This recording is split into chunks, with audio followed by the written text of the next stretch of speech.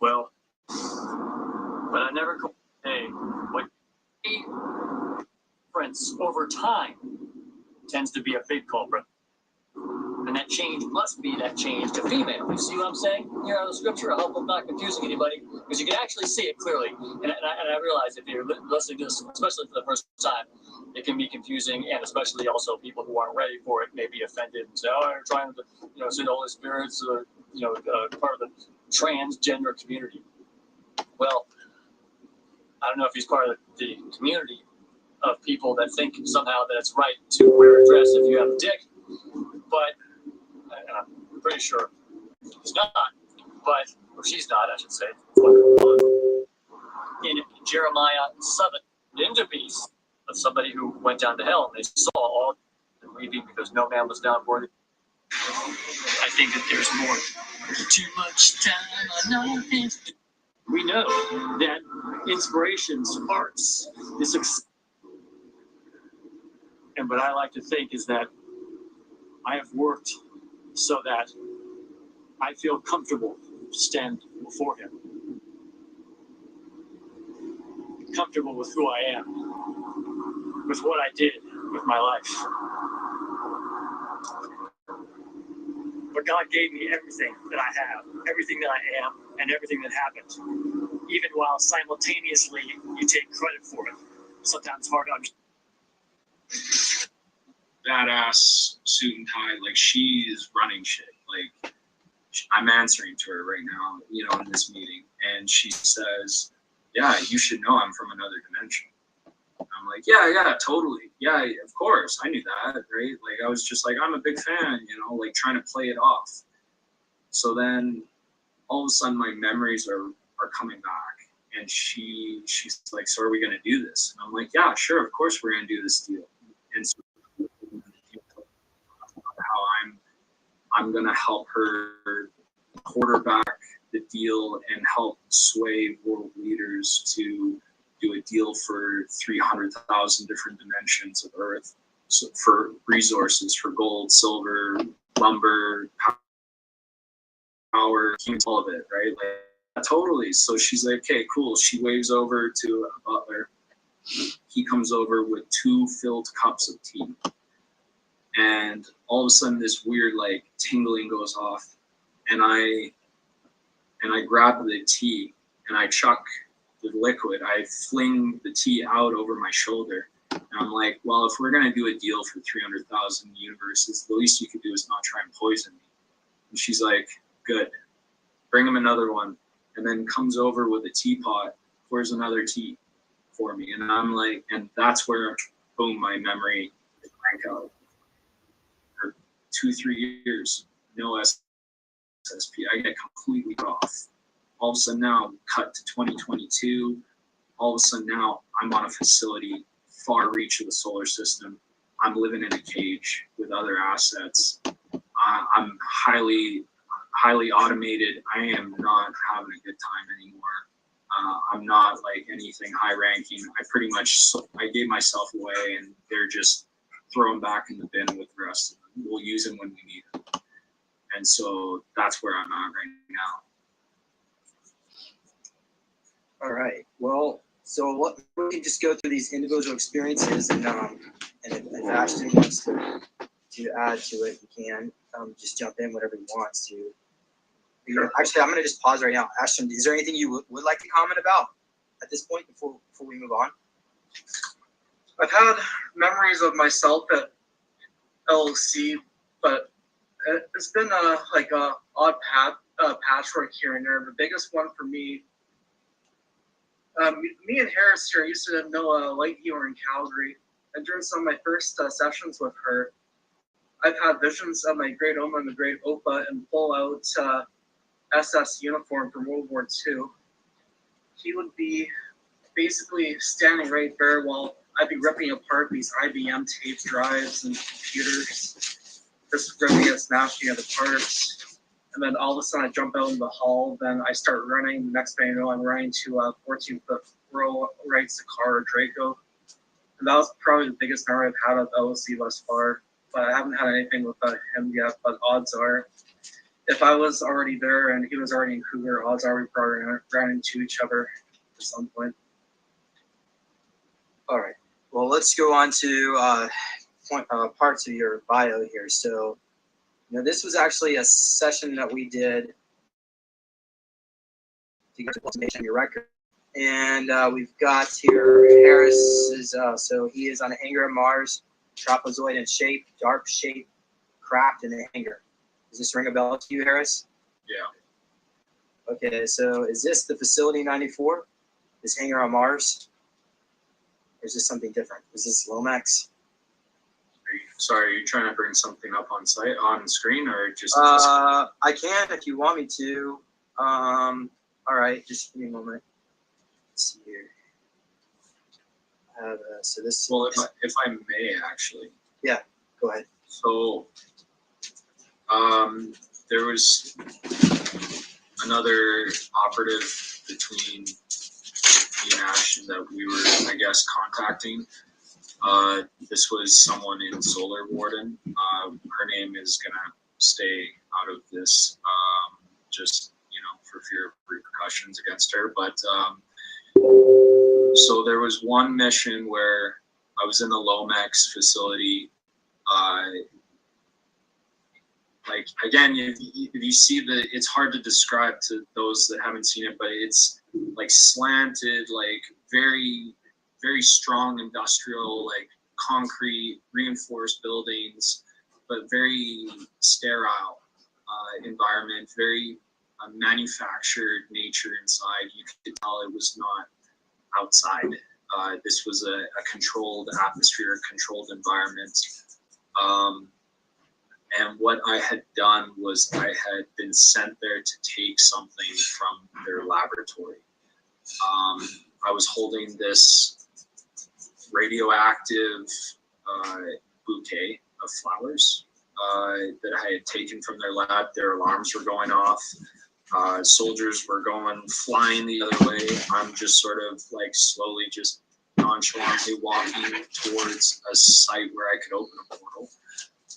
And she came behind me and she just tailed me. She was like slowly just like watching my back, but following me to my portal site. I cracked open my portal against the wall, stepped through, and she comes up to the portal window and she's like, stop, like I have a message for Ashton. And I'm like, okay, like give it to me, give me the message, like go. And then all of a sudden she sees or hears something. She changes her gaze completely 90 degrees, sees something, and just closes the portal on me. And I'm like, shit, and all of a sudden I'm hearing ding dong, and I'm like, I wake up and I'm like, what the fuck is going on? I run to the door. I run to the front door. Ashton's at the front door. And I'm like, were you ringing the doorbell? And he said, no. And I'm like, dude, I was supposed to receive a message for you, but we got cut off. I've had like a couple of encounters. I've worked with him in the past. I think in our first roundabout, they actually had us dissecting cadavers together in a medical lab under observation. A huge camera like facing us and a big pile of bodies. And they pretty much tasked us with, they were like, just take out implants, guys. Like, honestly, just cut them apart. It doesn't matter. Make a mess if you have to. Get it done, though. But they were watching us. While we were doing it, me and Ashton just got fed up. We were like, let's get the fuck out of here. And I took the scalpel blade that they'd given me and I grabbed an elastic band off a piece of paper and just fucking fired it at the camera and just took out the camera. And right as I did it, unfortunately, the nurse came in was just crazy as I did. Horses, just like does whatever they need. Play, and all of a sudden they turned into a fucking like a horror film. We both run in different directions. She slams her hand against an emergency button. Doors lock, windows, everything closes, everything's like sealed off, alarms going off. He goes into one closet and he's hiding. I go into another closet. I like pin the door with like a chair some like flimsy plastic and metal chair. I'm like, that's not gonna hold. And I look through the ventilation like at like hip level, and I can sort of see the robot just rips the door open, and I can hear Ashton just screaming like in horror, like they're just grabbing him and crushing his fucking wrist and everything. And I'm like, holy fuck, and I like push back against the wall, and I'm like trying to keep the door fucking shut. I'm like, holy fuck, that's coming for me next. And like I was like, wake up, like I can't handle this right now. And I like forced myself awake. I couldn't stay through that. Like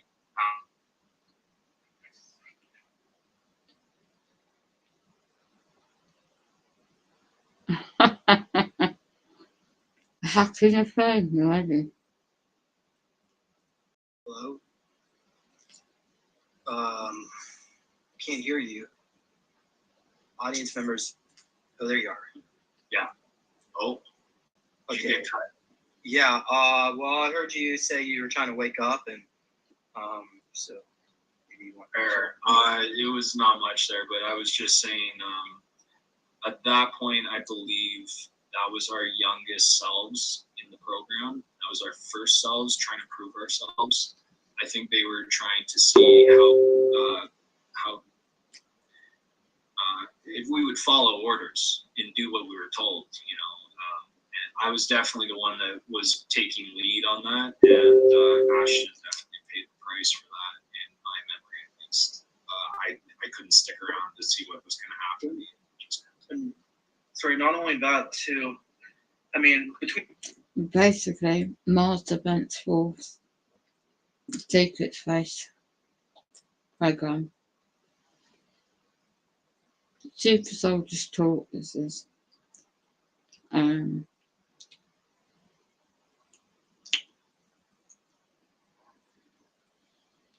goes back to August 2007 to the present time. Taken to facility 94 on Mars, where he trained, and it quotes, MDF Forces Special Ops, Base Prime, which are security. These are shape-shifting demons that trade around demonic side. And when these people gain their memories, healing the survivors, healing their souls, you got supersoldiertalk.com. And there's a YouTube channel as well. I'm just playing one of their interviews.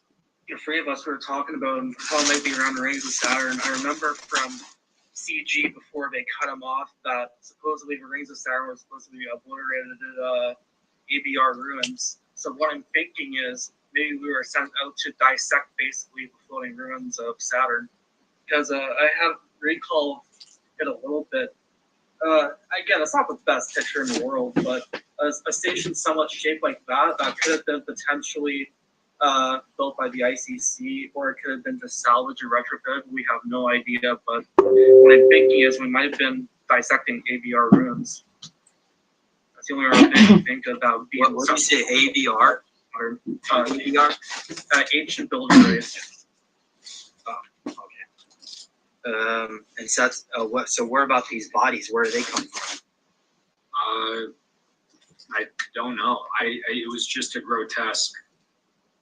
They were the remnants of, I guess, whoever put up a fight against NWR, and they wanted. Hello. They just told us like, Hello. cut them open, take out any implants or anything of value you can find in there, When you're on. and salvage it and Oh, right. burn In the rest. Discord. And I was just like, as soon as she walked away, I'm like, fuck this. And I grabbed my scalpel, broke the blade off, and I just shot at the Yeah, camera. the and I police was were like, just let's go, hopping turned around when I and was there she was. outside. And I'm like, oh, fuck, here we go. Non-human shape-shifting So demons. that was like, that was definitely like another How do you- failed attempt at proving loyalty to NWR. Well, can you describe some Send of the me a message cybernetics when that you're you on. Oh, let witnessed? me make you Or a mod robotics? if you want. Do you want a Yeah, wrench? the one that went after Ashton first I'll give you a blue wrench. almost looked like the medical Changing channel droid name, so from best Star Wars. to message me. Message you. Kind of a Okay. light bulb shaped head, a bunch of like I skinny don't know. arms that No, could let me just sort of pause extend this. out with No, I have not. Alan from England, yeah. Alan R. I don't have Facebook. Uh,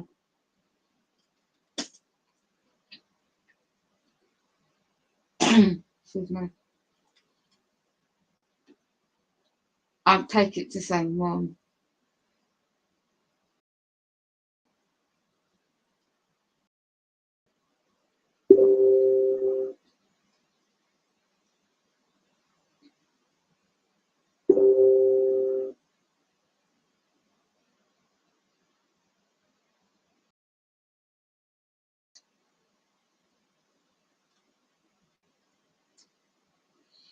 Yeah, you've made a couple of good posts actually in Discord, which is really interesting actually.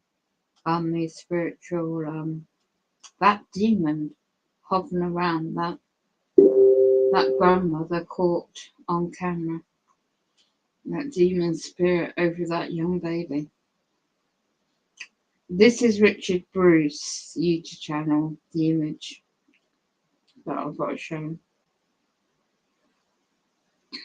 I have Split Play for End Times, and I'm also a backup channel. And what I tend to do is just, the frequencies are very strong right now. Very strong variation frequencies. So I have peace, love, truth as well. So yeah, I do that, guys. But hope you're keeping well best you can with yourself. So I'm just on charge and I'm just playing the Super Soldier Talk in the background. It's ironic, isn't it? It's demonic times. Arms that could just sort of extend out with a bunch of attachments on, but floating, like had like anti-grav, like no legs. It was just floating there, like following this nurse around, and the nurse would just command it to do whatever, and then she would just stand back. She was laughing. She just had this crazy fucking look on her face, and she was just watching the action as the robot just went after us. Yeah. What about you, Ashton? Did you witness any cybernetics or robotics? Had some recall here and there, but not too many. I've had recall of the Greys and the Draco and knock walking, but I haven't had too much robotics specifically. All right, well, let's go into the session notes we had here. So I'm going to go ahead and just read some of this. We've already gone over this part in the bio. Do you remember, so your uniform, Cabruto on your chest, do you remember this, Harris? Your uniform? Yeah, I do. If I may, it's Cabrito. It's R-I-T-O. It's all right. Don't worry about it. Yeah. So I spelled your name wrong? Yeah, it's okay. Like, Okay, we'll get it fixed, yeah. Plays a trick on people's tongue. But yeah, I remember wearing the black, the dark brown, black and red suits and everything. The jumpsuits especially. But I mean, like, what short memories I have of that, I swear they just had me completely autopilot. What little foggy memories they had, they would just wipe. They're like, oh, he's coming back. Like, get him again. Boom. And the only time I could remember anything was when I'm back in mission and I'm full blackout, like full black ops, just like cleaning things up. So yeah, that was, but I do remember like the jumpsuits. I remember kind of the armor, yeah. So when you say you clean things up, does that mean you were like, without getting YouTube trigger words, but like kill squads? Yeah. Do you have memories of those missions? Yeah. I remember a lot of it was just being dropped into countries, other planets, Oh gosh. you know, bases, taking people out, like just straight, just to the point. Not a lot of talking. They didn't need to talk. They didn't need that. They need the guy that just goes and does the thing that they need in the best way possible, and then gets out of there and comes back and does it again. The most recent, cleanest memory I have is actually with my brother. My brother also served as well, but we didn't know. We weren't allowed to remember each other or whatever, but they put us together because we worked well, we were compatible. We're born also in the same sign of Aries, so Aries is like the domain of the mind. There's so many ironic, symbolic like play-ons there where they fuck with your head, you don't remember. Aries is that domain, so like I find it actually quite ironic and funny, but also a sick fucking joke. But regardless, I remember we were dropping out of an aircraft carrier, full blackout. We almost very, very closely, but a little loosely looked like Captain America from Winter Soldier. But like we had, it was a little bit more loose in the design, but still very Black Ops, like hoods, stuff like that could be pulled up. We're talking to our command officer. There's a screen in front of us. We've received our downloads. We've received our programming, and we just jump. We jump out of the aircraft carrier with complete and utter ease. I'm going face down. We're doing a halo jump. My brother's facing up with his back to the ocean. It's probably dawn, early dawn. There is light, but it's like the earliest light of the day. He's nonchalantly playing with his parachute cords, like it's no big deal. Like this is like part of the job. And then all of a sudden, I pull a capsule off of my. It looks like a pill off of my belt. I chuck it down at high speed. Boom. Whoops.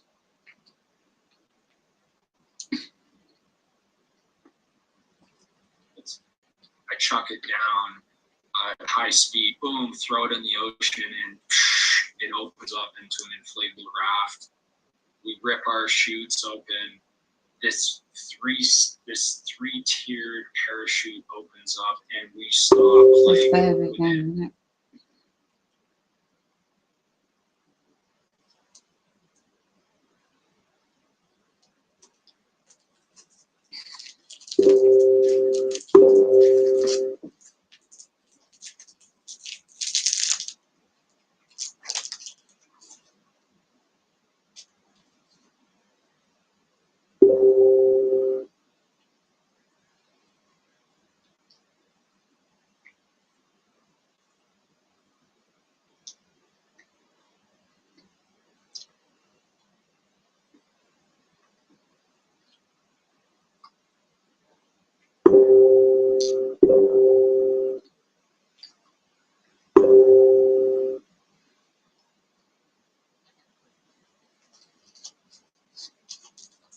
Call in. I will be taking live callers.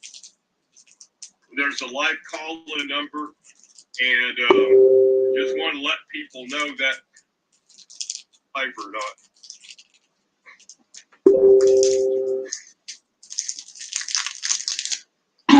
Okay, I think I am live.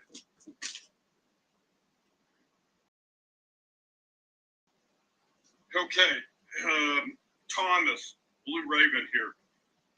I'm going to be doing a live podcast on top.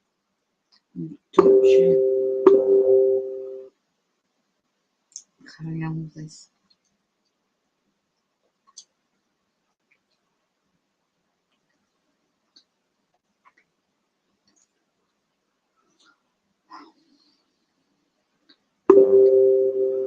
And we stop like within 20 feet of the water without without actually receiving any serious, I mean, our strength, yeah, but any serious damage from hitting the water at those speeds.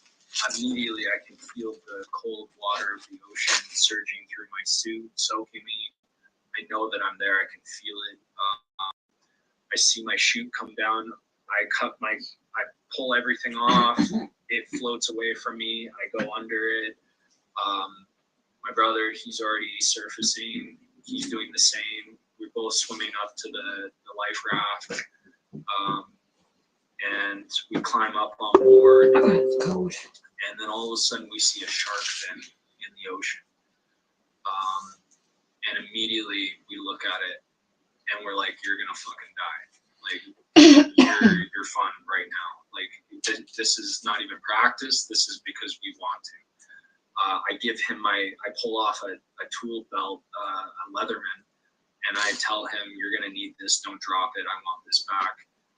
Without talking, we're speaking telepathically to each other. We dive in, we jump on this shark, and immediately the shark's like, oh shit, I think I fucked up coming up near these guys. And we just start, I pull out a karambit and I'm slashing this fucking shark's just guts are coming out. My brother is fucking pulling its teeth out for arrowheads later on the mission because we're going to need them to kill whoever we're about to kill.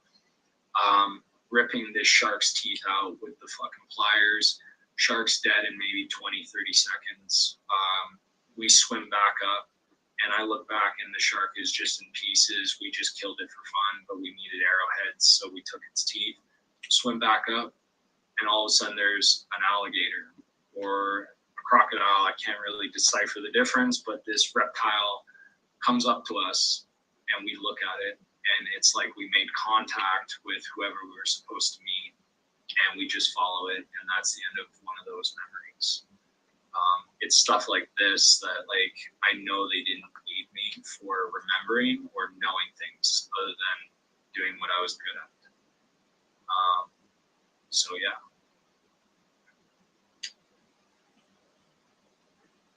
Great, thank you so much.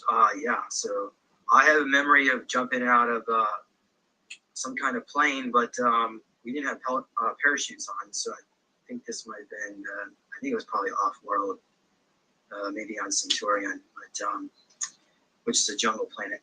But anyway, thank you for sharing that. So let's go on here with some more information here from your file, which was Ashton helped worked on this, get some of your records. But so you were tasked with weapons handling. Role is to go over weapons in the armory and make sure they are in prime condition for warfare. So, question to Harris anyway. Has some of these memories bled over into your current life? Do you remember working with these weapons? And you can go from there. Yeah. I couldn't explain it. When I was in junior high and high school, I would just start drawing, and I couldn't accept the contours. Like, I was like, I've never seen this before, but I've seen this before. And I would just be drawing these outlandish weapons in my mind that did things, things that I just knew they did, where buttons were, functions, mags, like just knowing things ahead of time. I think the biggest thing that really played in my recall is I have a family member who now is now in the reserves, but when I was a child, he was serving actively in the Navy, and he actually declassified something long before it was legally declassified. It was a weapon, a very large weapon that is now widely known around the world. It's actually it's the rail gun that is used by the Navy. He told me about that as a child. I would like beg him. I'd be like, please, like, come on, tell me something. Like, what do you do? Like, I thought it was the coolest thing ever. And like, all right, I'll tell you one. Like, you're just a bunch of kids. Like, what are you gonna do? What damage is that gonna cause? And he's like, there's this electrical weapon that could fire a disc over many, many kilometers, very great distances, very accurately, and absolutely obliterate and intercept very large or even very small targets. And it wasn't until 10 years later when that was shown actually on Transformers Revenge of the Fallen that I was like, holy shit. And I remember my friends were like, oh, that's so cool. I'm like, I knew about that when I was a kid. And they're like, sure you did. I'm like, no, my uncle told me about that. He was in the Navy. That caused a lot of recall for me. When he told me about that when I was younger, a lot of energy weapons, it was a strange topic for me. I got highly obsessed with video games because Halo, all of a sudden that started bringing that forward, and I'm like, why do I feel like this is a thing? Like I know this exists somewhere. I just want to get my hands on it. I need to hold it. I need to like inspect this thing. I just knew, and like with knives, I was starting to like take knives. I had firearms in our house and everything. Grandparents' house, I would find them and just look at them and not even take them anywhere. I would just itemize them. I would all of a sudden start itemizing all what I considered the weapons in the house, the knives, the guns, the whatever I could find that just struck me as a weapon. I wanted to start building weapons and just itemize them, work with them, improve upon them. It was a strange relationship that I felt like I already had, and I just couldn't explain it. And people, I got thrown into all kinds of therapy, but then like the therapist, I was able to out-talk them as a child, and they're like, oh, there's nothing wrong with this kid, and they would let me go, and then all of a sudden I would be back at it again. It was this weird mind game that I could play. I was gonna say too, back in middle school, some of the kids I went with, myself included, we used to draw guns and stuff all the time. My middle school back in Winnipeg was only a kilometer away from NORAD, Central Control for, I guess, the North American Airspace, and also near 17 wing. So a lot of military kids and people involved in MIC would have been running through schools around my area, because some of them also worked in the bullion plant and a couple other places around. Those all specifically MIC or military. So there'd be a lot of military kids coming around, and all they'd do is draw guns or talk guns. It'd be insane. And I had no idea at the time either until I think about it almost 20 years later, and kind of makes me wonder how much that I've really seen first time, and then going to the second time and seeing, oh shit, where did I see this before? Okay, thank you for sharing that. Wow. So, what about Paris? Do you have any like a diary where you've drawn these type of weapons that you used off-world? When I was younger, I used to have like a large like collection of them, my own folder. At some point, I was just filing. I didn't know why. I just felt this need to file all this random like drawings and scribbles and writings of places I. Okay. Looks like he's froze again. So let's wait till he come back. But yeah, I guess we got the point here. So I was kind of hoping that you might actually have some drawings to show us. There you go. Okay, yeah, you froze. Oh. What? Okay. Was there any major points there you wanted to say, or should we just keep going? Sure. A lot of that was in my younger years. So I was very heavily medicated by. I was a '90s kid, right? And a lot of doctors at that time were giving kids Ritalin, Adderall, Dexedrine. I was getting heavily dosed as a kid, very, very high doses. I was on 150 milligrams of Dexedrine, 120 milligrams of Ritalin, and like 40 milligrams of Concerta. I was. Do you know what those drugs do to kids? I just did things. You just told me to do things, I go do it. It was no different. It was very much exactly NWR, like SSP, like so strangely enough, like this childhood pediatrician doctor had me dosed up borderline the same way. Oh, that that's what had they me, do. Oh my but gosh. legally, right, in plain sight, where they could keep an eye on me. I was seeing the doctor regularly.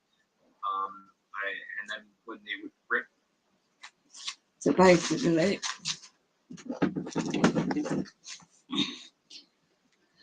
very cold. I just gotta try and keep warm.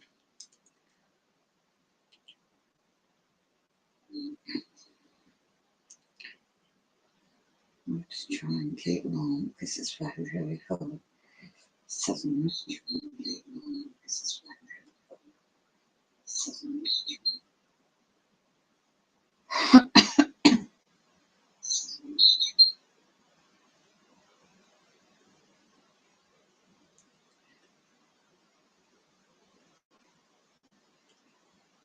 Oh, there's a terrible draft coming through.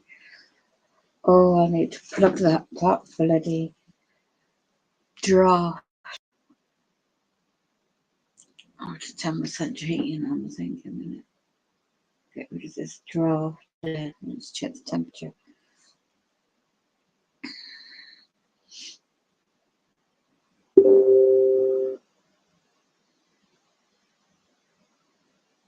But it's really cold out there.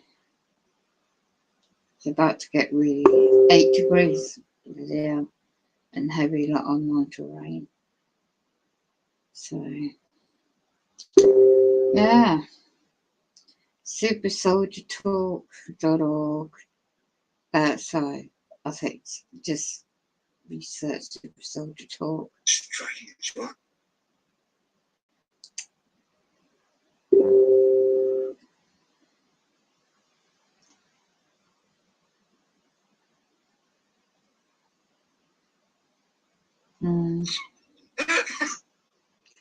And educate.org.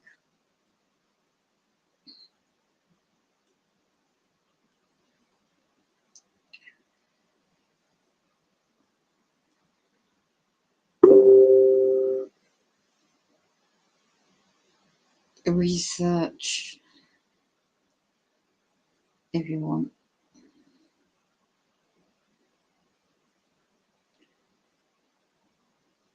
So basically, oh gosh.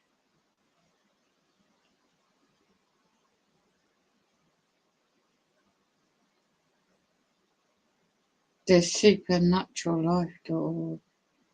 A demon caught on camera standing over a child. But it's actually like a shape-shifting demon, I tell you. Oh, bloody heck, it's so damn cold. I could take, I'm having a hot drink, trying to relax. Yeah, you demonic entities out there.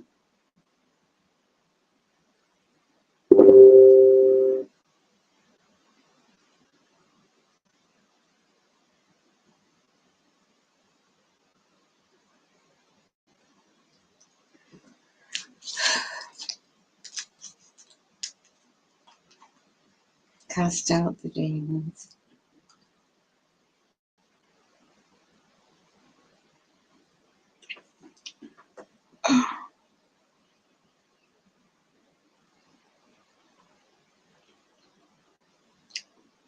Spirit weaponized trauma.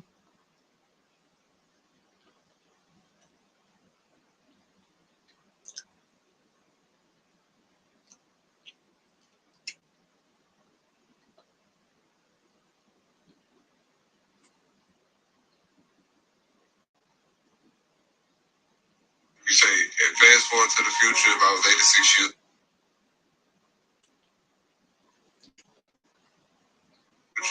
if I was 86 years old, well, this is gonna sound very, very crazy. I'm already like 3,000 years old right now. I just tell people I'm 33 because I don't age.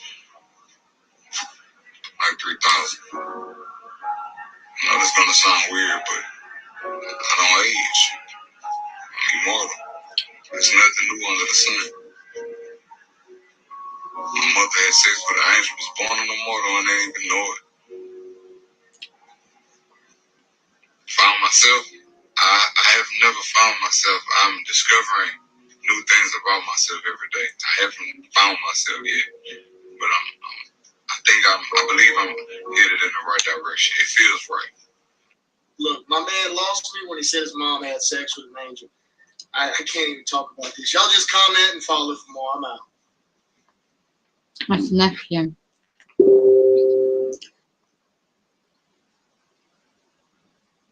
And nephew is speaking through him. Yeah, definitely.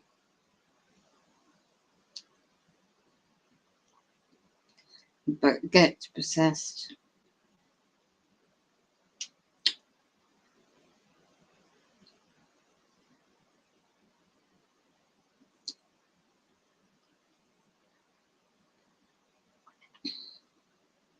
One needs to know they live amongst the Satanists. The higher ranking they are, atop the pyramid, they know who they live. And the cloaking devices, advanced technology. The star seeds are aware. I tell you. They gotta go and attack and target star seeds, the bloodline of Jesus Christ. All those biblical years ago. We don't deal with the flesh and blood.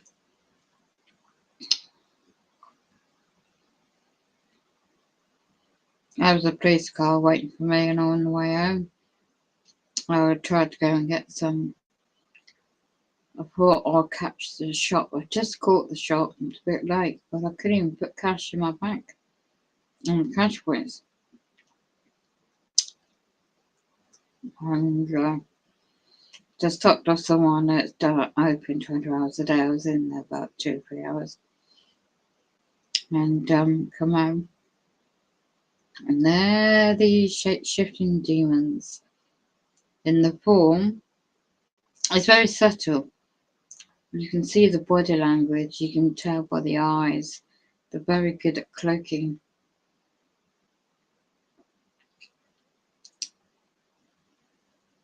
Book of Enoch is a good one to actually read. But at the same time,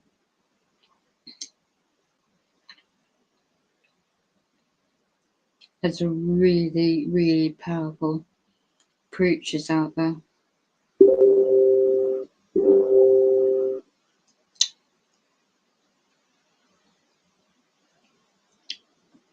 Reptilian is in the Bible.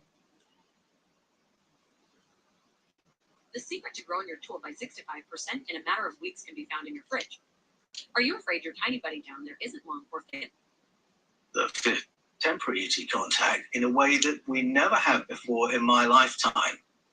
So we have people like Haim Shed, the former chief of space security for Israel. He was the brigadier general, held that position for 27 years. He can come forward, as he did a couple of Christmases ago, and say that on the basis of his work, his belief is that we are already in contact with a number of spacefaring civilizations who make up what he called an intergalactic federation. There we go. And we've been in contact for some time, but they've chosen not to self-disclose until we have a better understanding of space. Yeah. Now, in years past, you would never hear anything like that from someone in authority like him. And nobody above him came in and debunked him. And he's just one example. We've heard from Alain Juillet, the French security chief, who has authenticated the work of ATIP as investigating metamaterials retrieved from UFO crashes. So he has endorsed what Luis Elizondo has said, who headed up that unit within the Pentagon for 10 years. All this is coming out. The Pentagon has authenticated the footage we've all seen of the Tic Tac encounters from 2004. The USS Nimitz engaged to follow these incredible, well, UFOs, to use the old-fashioned name. And look, there are other senior figures around the world speaking about these things and not being debunked, which is new. So there has been a culture shift, but there is still this bias towards ridicule when people talk about UFOs, ET contact, abduction phenomena. But I hope that with my books, It's not ET and it's not UFOs. It's my labs, military, black ops. It's just the advancement in time travel, time jumping, and cloaking technology. So my labs, military, black ops, the DUMS, underground DUMS. I'll go back to Super Soldier Talk because I found that very interesting.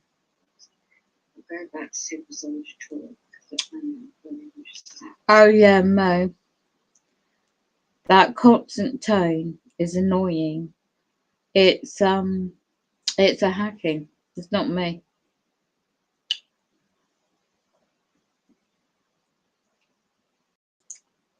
On my main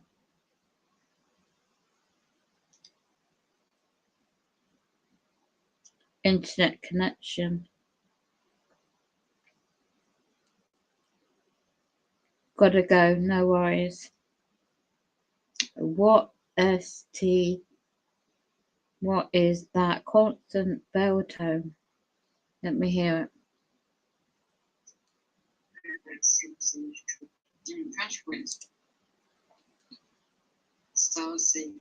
I'm getting a lot of frequencies in this rap.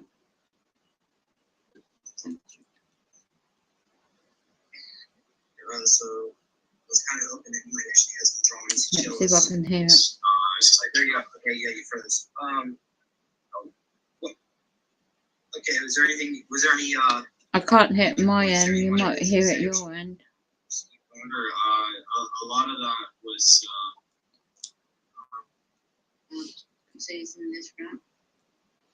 Yeah, there's a lot of interference. I have constant interference. So obviously it's time of morning. I don't know what time it is in America, different parts of the world. But I've got the Super Soldier Talk. I'll play that another time. I'll put some scripture music on in the background. Affirmations. Because it's all spiritual attacks. But the Nephian and the shape-shifting subject. Educateyourself.org, excellent website. Yeah, okay, man. Thanks for popping in. So I'll just keep that image up. Anyone wants to go and check out playlist on Mo Smith? Is some really good documentaries. They're hinting at me non-human entities. It's very demonic as well. And there's also Divine Truth 1 and 2 YouTube channels. They break down the guys in England, and when he does his uploads, his videos is very good because you can see the clear shape shifting from so-called human form to non-human, and focusing on the body language, the cloaking devices, technology, and obviously the facial and the eyes is not for the faint-hearted. So one needs to have discernment around them. And the times we're living in, well, we're here now. We're living the end of days. So yeah, Mo, yeah, thanks for popping in. It's good of you to pop in. Got 2 channels, well, 3 channels streaming as a backup, and I tend to record me trying to meant to be natural sleep, but yesterday evening, my gosh, you could hear, how do I put it?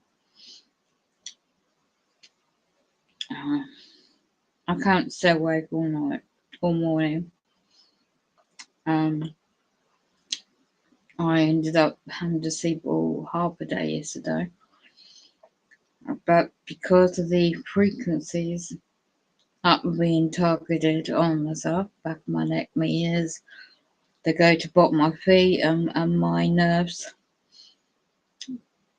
And it's really important for anyone who's going through similar to get some wired earplugs and play some, casting out the demons, play something for protection. And also, if you get the high pitching of frequencies and you can hear that quite rampantly, then play some counteract tones or some music that's going to protect the soul. The soul also needs extreme protection with the times we're living in, because it's very demonic, the technology, and they definitely constantly go through my back of my heels. I mean, just laying in bed they do it, but it's extremely cold and I'm just I've asked my care friend to stay put where she is. I'll come in a minute and put another blanket over me because it's very, very cold. So when they talk about over here in England, certain things I can't mention online in this platform, many people on different platforms, you've got Telegram app, and on there you've got some voice chats as well. And it's a really good platform, but be careful what you find and what you're looking at. But yeah, thanks May for your work on Discord platform. Excellent information. Yeah, so Freemasonry subject really. You've got your ordinary membership below level, then each step you climb. I've got a diagram, a picture I've had since 2006. So when you look up the triangle, it points right to the top, right at the top is all seeing eye. But if you go on your one's history, look at the 13 bloodline families of the past. The past is very important, especially biblical terminology. The periods of AD, BC, and you follow the bloodlines, and it's there. Protect the Satanists, protect the bloodlines, the families into marry. What they do, I mean, goodness me, is not for the faint-hearted, as I said. And then when you read the Bible, you've got Psalms, various chapters. We're walking through the valley, don't fear the evil, it's easier said than done. Just don't fear them. Cast them out in the name of the Lord Jesus Christ, and be aware about the distractions, conquer and divide. There's other platforms I'm aware of, people in England getting out. Social credit systems already here. They already in London got certain shops already want you to, pay with your phone with the app instead of cash, and everything AI, it's just all these developments. It is people think, oh, that's a convenient way to pay, but no, when you've got the social credit system,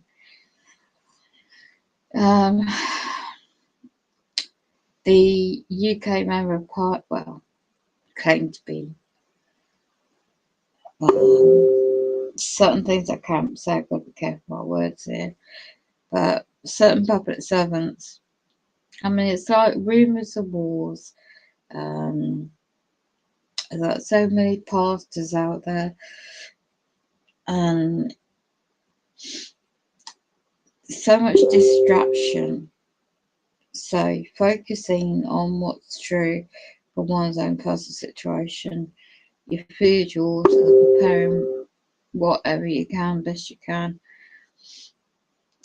We're gonna, in England, for example, disabled people, there isn't a plan for the winter period. They cut off the power supply. You've got so many elderly, even children that rely on medical equipment, perhaps, and people like myself. And there's a lot of things I know about now more than ever.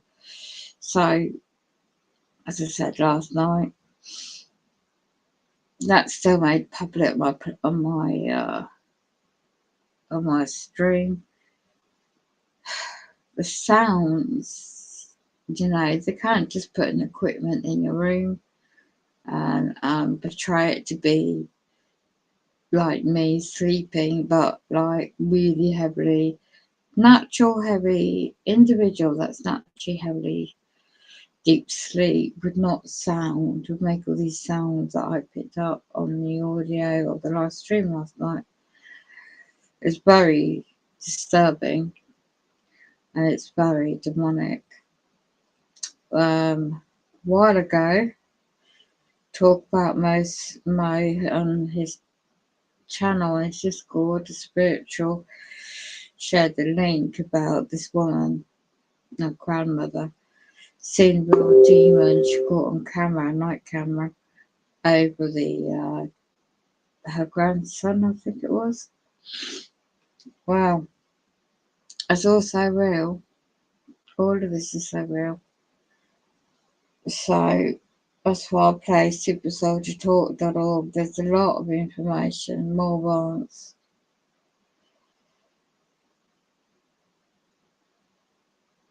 Than the ordinary individual that is capable, perhaps, of acknowledging, because the truth does hurt, and the truth of facts. So you don't need public servants, having their car opposite where I live, would wait for me to come home, and then just go up the street and then turn around and come back. So it's just intimidation tactics. So yeah, over in England, a lot of things are changing very quickly, and personal things they're doing to me, certain agents, certain companies, and they moved people in around here that don't even actually official tenants, going stalking perpetrators. And the frequencies are very important to protect from. Practically, it's very hard when they switched up to 5G even more, and it affects your lungs, and you can't sleep properly, and you're coughing, and then they seeing the projections of the sun, corona massive projections. There's big ones coming up on the 19th of this month. It's going to impact blackouts, most probably ham radio operators. But there, the breaking down of the protection from the radiation of the sun is happening. So you're feeling all these frequencies more on top, affecting the food supply chain. So just be aware of the doom and gloom. You need to find a good balance. Anyway, I'll go back and play the audio while I try and keep warm. Oh no, I just keep that image up for now. I have to get really warm because it's very cold.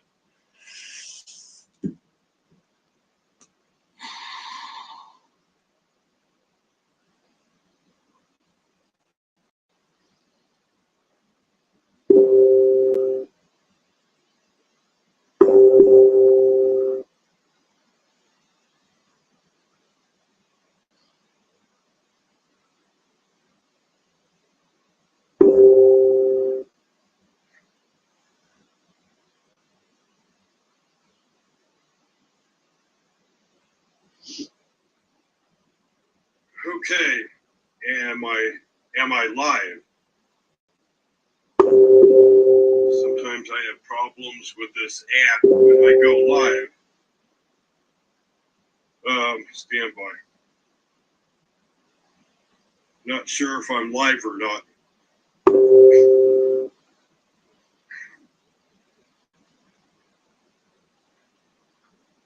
Okay, I think I am live. Experiment story with men getting fused in the deck. But it really wasn't that dramatic. They simply suffocated because they ran out of oxygen. My dad and his colleagues had said the tunnel was too long. They had to learn how to fine tune the device. And then he said,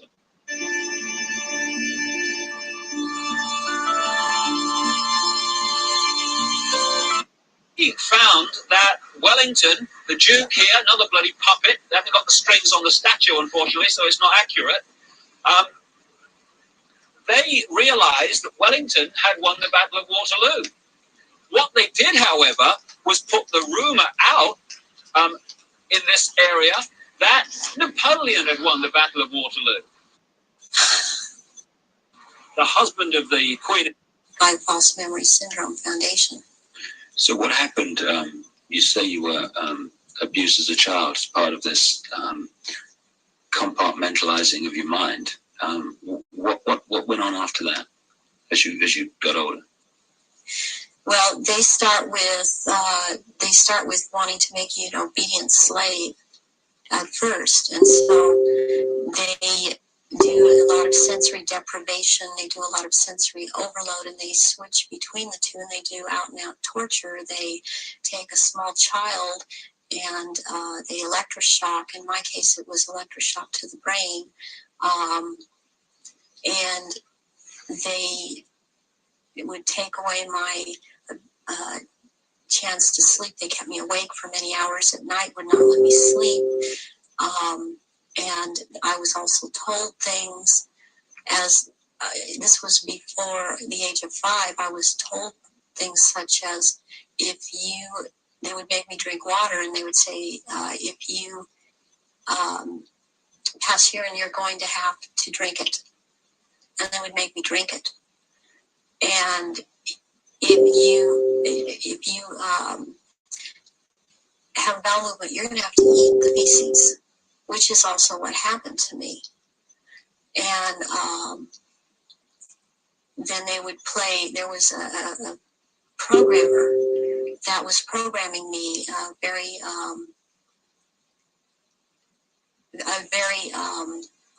infamous person in history who actually has been in this country, and he was known as Dr. Green. Who he actually was Dr. Mengele from Joseph Mengele from the concentration camps in Germany, and he stayed a lot at China Lake Naval Weapons Station out here in Southern California, in the desert area. And I would be around this man a lot, and he used to tell me that the scar that he had on the left cheek of his face was actually from, he was into fencing, and that it was from that, but actually the scar on his cheek was from one of his own programming techniques, that he would put a child in a box and it was a sword, and tell the child to defend the box, even if it meant his own death. Then he'd tell another child to break into the box, and which this child would do, and then the other child would then jump out of the box and shove the sword or the lance straight through the other child. And at one point he got into it where this child actually got him in the face with the sword. And he would wear a huge emerald ring on his left hand on this middle finger.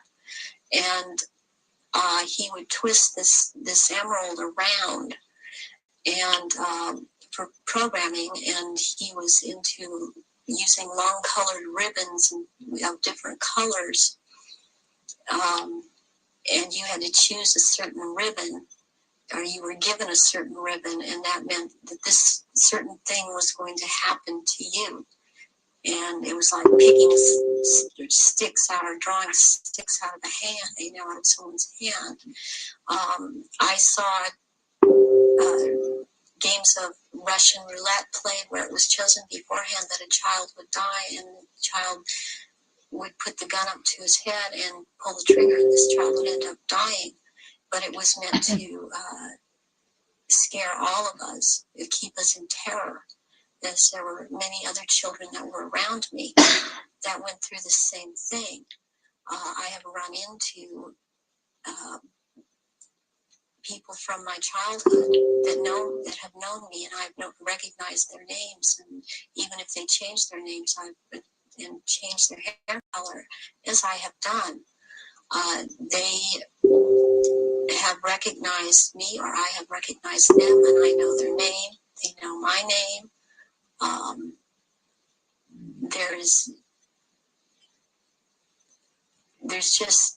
There isn't any way for this to have happened. It's just beyond coincidence. And when you get older, I mean, they start taking, this programmer in particular, Mengele, would take me to rituals. I went to rituals with him all over the country, and in Britain, and in France, and it was known by intelligence agencies in this country that this man was here. They brought him here. Is that Project Paperclip you're talking about? Yeah. Yeah. Through the OSS. And my family, or my so-called family, are all DID. They have not. They are very well programmed, and they have not sought help. They have not gone in and tried to figure out what's happening. They believe they've had this certain kind of life that they've had, and as far as they are concerned, I am crazy. And they have much different memories of what I have, and I was always told certain things by my parents that my sisters were never told. And biologically, I have to add at this point that my mother is my mother. I am not biologically related to my father. And this has to do with the bloodlines, and his was considered impure. And this is all about purity of the bloodline. And that is why I am involved in this. There are people that are involved in this that it is not so much because of bloodline that they have the ability to dissociate and be used as slaves by these people. You say that you come from a certain bloodline, and there is this obsession with bloodlines that this Brotherhood Illuminati have. Why is that? Because what first started coming out was about the Aryans, and the purity of the blood. And what it's all about is that the blood, and the menstrual blood, contains something that is important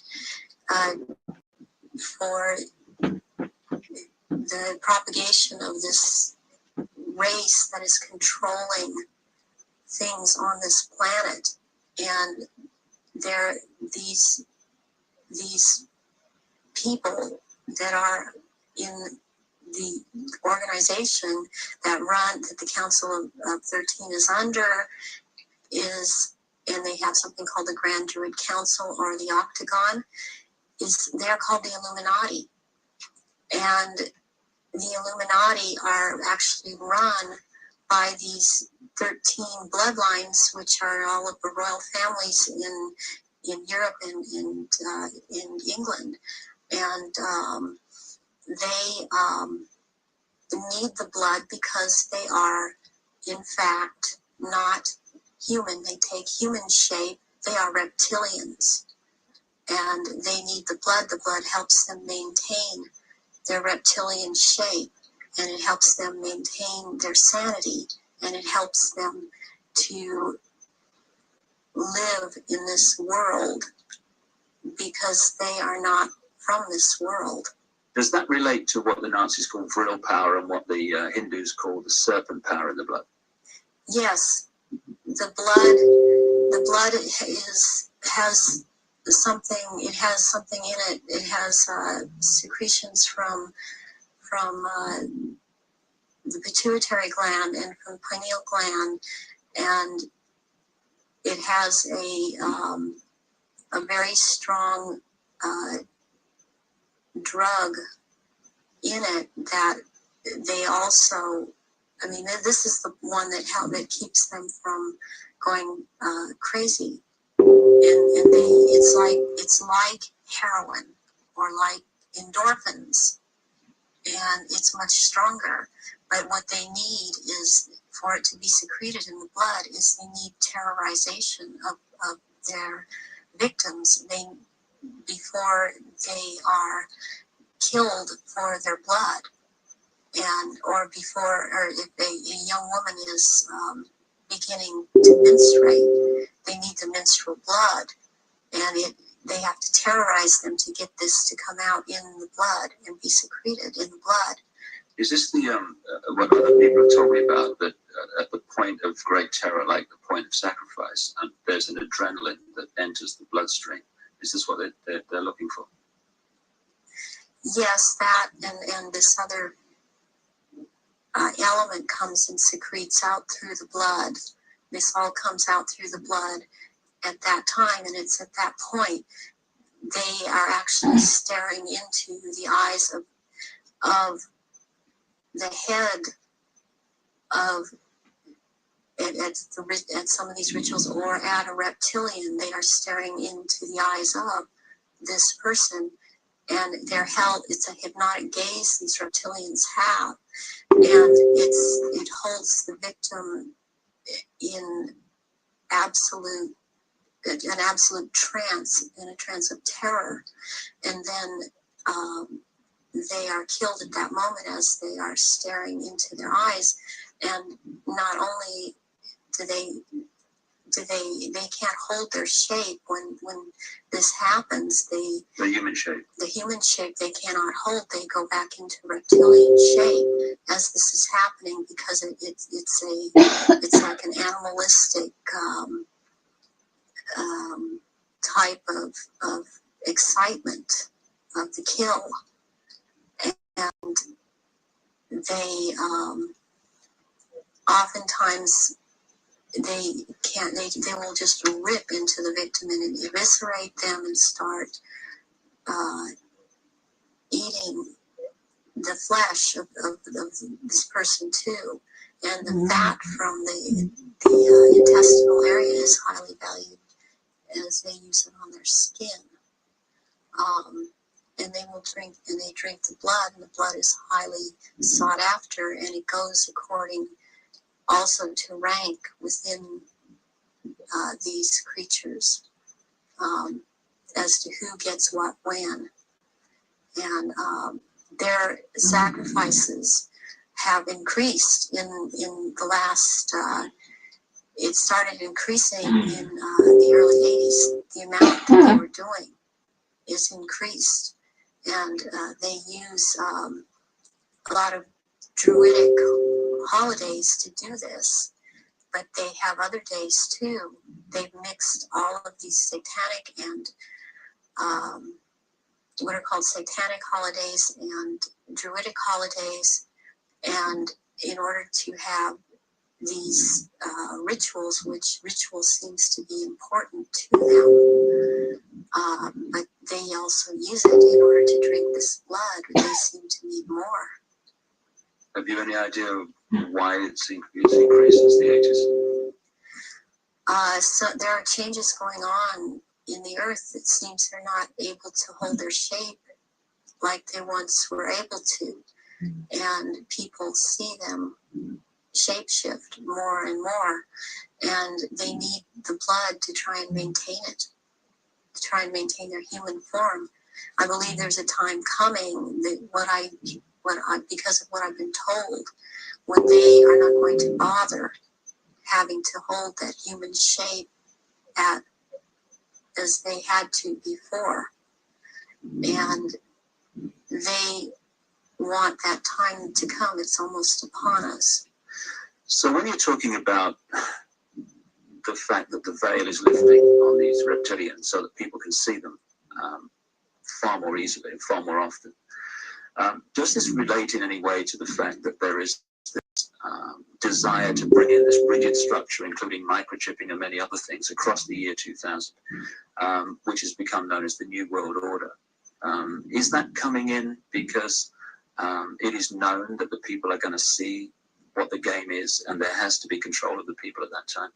Yes, it's very connected. I started talking about the New World Order back in 1990, and I was very psychologically and physically affected so much by what was coming out. I wasn't watching television. I was not aware that certain individuals in this country, George Bush, were talking about the New World Order. I was talking about it because that is what was coming out, and knowing that the first time that inside of myself that I'd heard it was in conjunction with the Nazis, and that came from Mengele. And I started realizing that there was something going on, and then it scared me. And I didn't really look into it for years, but I was being harassed constantly. I was being told at one point. I had someone telling me that I was being, and who was ex-Army intelligence, ex-CIA, telling me that I was being monitored by the National Security Agency, and I didn't have the whole story then, so I did not totally understand why this was happening. But yet I was being followed by cars or vans that said G12, G14. And in this last year, which has really been very hard, I've been followed by G41 vans, and I had to find out what those were, and that is naval intelligence. But this whole thing is going towards around the year 2000. And when they are going to establish themselves openly as a New World Order. And it's headed toward that. And that's what everything is being prepared to or prepared for. And I have actually I've got a sleeping program right now to return, because I left, but to return for that time, and it's called End Times Programming and Janus Programming. Janus relates back to Nimrod of Babylon. Yeah, there is a group that used to be in contact with me all the time, and they stopped trying simply because I didn't obey them. They would be in contact with me all the time. They're called Janus, which is also the two-headed Roman god of change. And their headquarters is in Brussels, Belgium, in the NATO building. And they are a group of psychiatrists and doctors who are into mind control. And they are one of the many groups involved with the Illuminati. And they would contact me and tell me, give me directions that I was to psychically kill this person or psychically injure this person or scare this person. They'd give me the location. And I started questioning this, and I had a contact who since has seemed to have disappeared because she couldn't get the funding. And I had called her about this group, and she's the one that was the ex-CIA, Army intelligence person, and she knew about these people, and she said, "Yes, you're right. This is what is going on." From your experience, being brought up in this Illuminati environment, were you ever told anything about where these reptilians came from, and what is the history of it all? I was made to learn through Mothers of Darkness, which is a certain aspect of the organization, because that was an early part of my training, the history of what was the Illuminati on this planet. And what I learned was that the Aryans originally were from Mars, and the reptilians came to that planet they came from another place. They came to that planet. They came to rule because they wanted to mix, so they said, with that race. And but they became the overlords. And the Martians or Aryans were seeking to escape from it. They went to the moon and then were there attacked. And they then went to Earth and established culture here on Earth approximately 6,000 years ago. And at that point in time, they were doing well, and they were mixing with the indigenous population of this earth. They were getting along with. And then about 4,000 years ago, the reptilians arrived here and again began to take over. And they instilled themselves in different places underground in the earth, and also this one part of them, the ruling part, took over and became involved in the politics and in the religion, and started controlling through these means at that point in time, and using the gods and deities that were believed in on this planet, started infiltrating into that and becoming that, and things started, blood rituals started happening, and since that time, that is the way that it has been. And presently, they claim to come from a Merovingian bloodline. They are all of there are 13 bloodlines in Europe that all of what are called royalty are developed from or come from.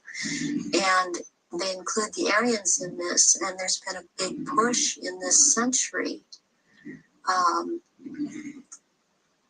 For example, when Nazis came into power, the fascists, talking about the purity of being pure and staying, the Aryan bloodline staying pure, and what it actually is all about is keeping the blue-eyed, blonde or light red-haired people, the bloodlines pure, because it is more powerful.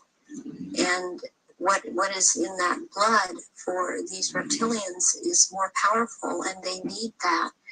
And when you start mixing it with people that were indigenous to this earth, then it is not as powerful. It has nothing to do with someone skin color or nationality. It has to do with keeping the bloodline pure for their use. So blonde-haired, blue-eyed people are the purest from the reptilians' point of view, and that they want to keep that bloodline pure because of how they need to use it. Yes. When I realized that it had to do with blonde hair and blue eyes, I could not do anything about my eyes, and I am not able to wear contacts. I would have brown eyes. But one thing I did do was cut my hair off, because that was part of the rank I was, my hair was down to my knees, and I colored my hair darker. And there were times when after I did cut it off, they had gotten to me, and so the hair would be light red, but that is being in compliance with them. And I did not want to be in compliance. I want to expose them, and this is part of it, and I won't be what they want me to be. When you look at some of the ancient accounts, like the Sumerian texts and many other accounts, they talk about the gods interbreeding with humanity. Is this relevant to the reptilian way of infiltrating the human race? Yes, it is, because human beings all through the ages have accepted God's interbreeding or being accepted as humans, and that shows in Christianity, it shows in Judaism. It also, they have used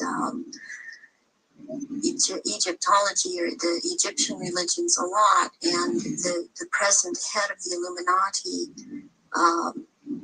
compares himself a lot with the Egyptian god Osiris and Horus, which is Osiris reborn, and also with the Arthurian legends of the Round Table, and he has a name, the name that he carries from that is Pindar, which actually means phallus of the dragon.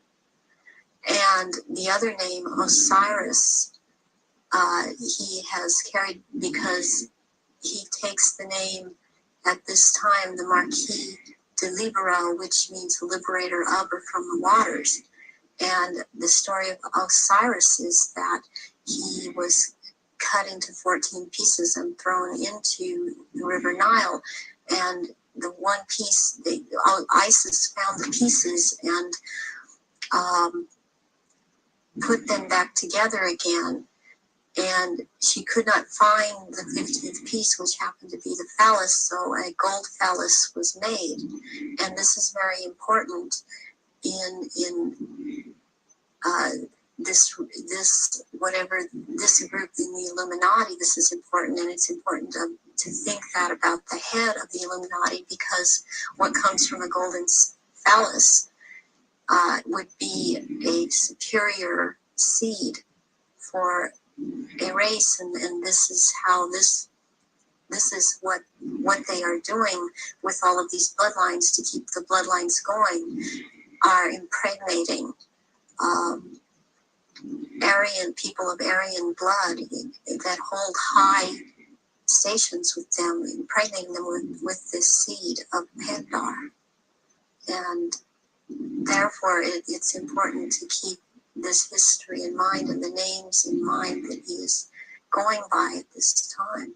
So would it be correct to say that the reptilians came to this planet because the Aryan Martians came to this planet, and if the Aryan Martians gone somewhere else, they'd have followed them there?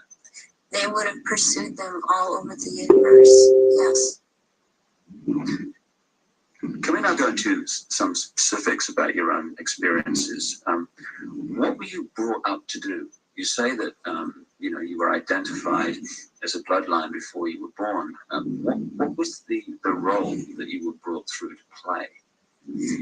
The role that I was brought through to play was as in the Illuminati was as a goddess, and specifically the address is Mother Goddess, Starfire. And the Starfire goes back to the blood in the menstrual blood, what is contained in that.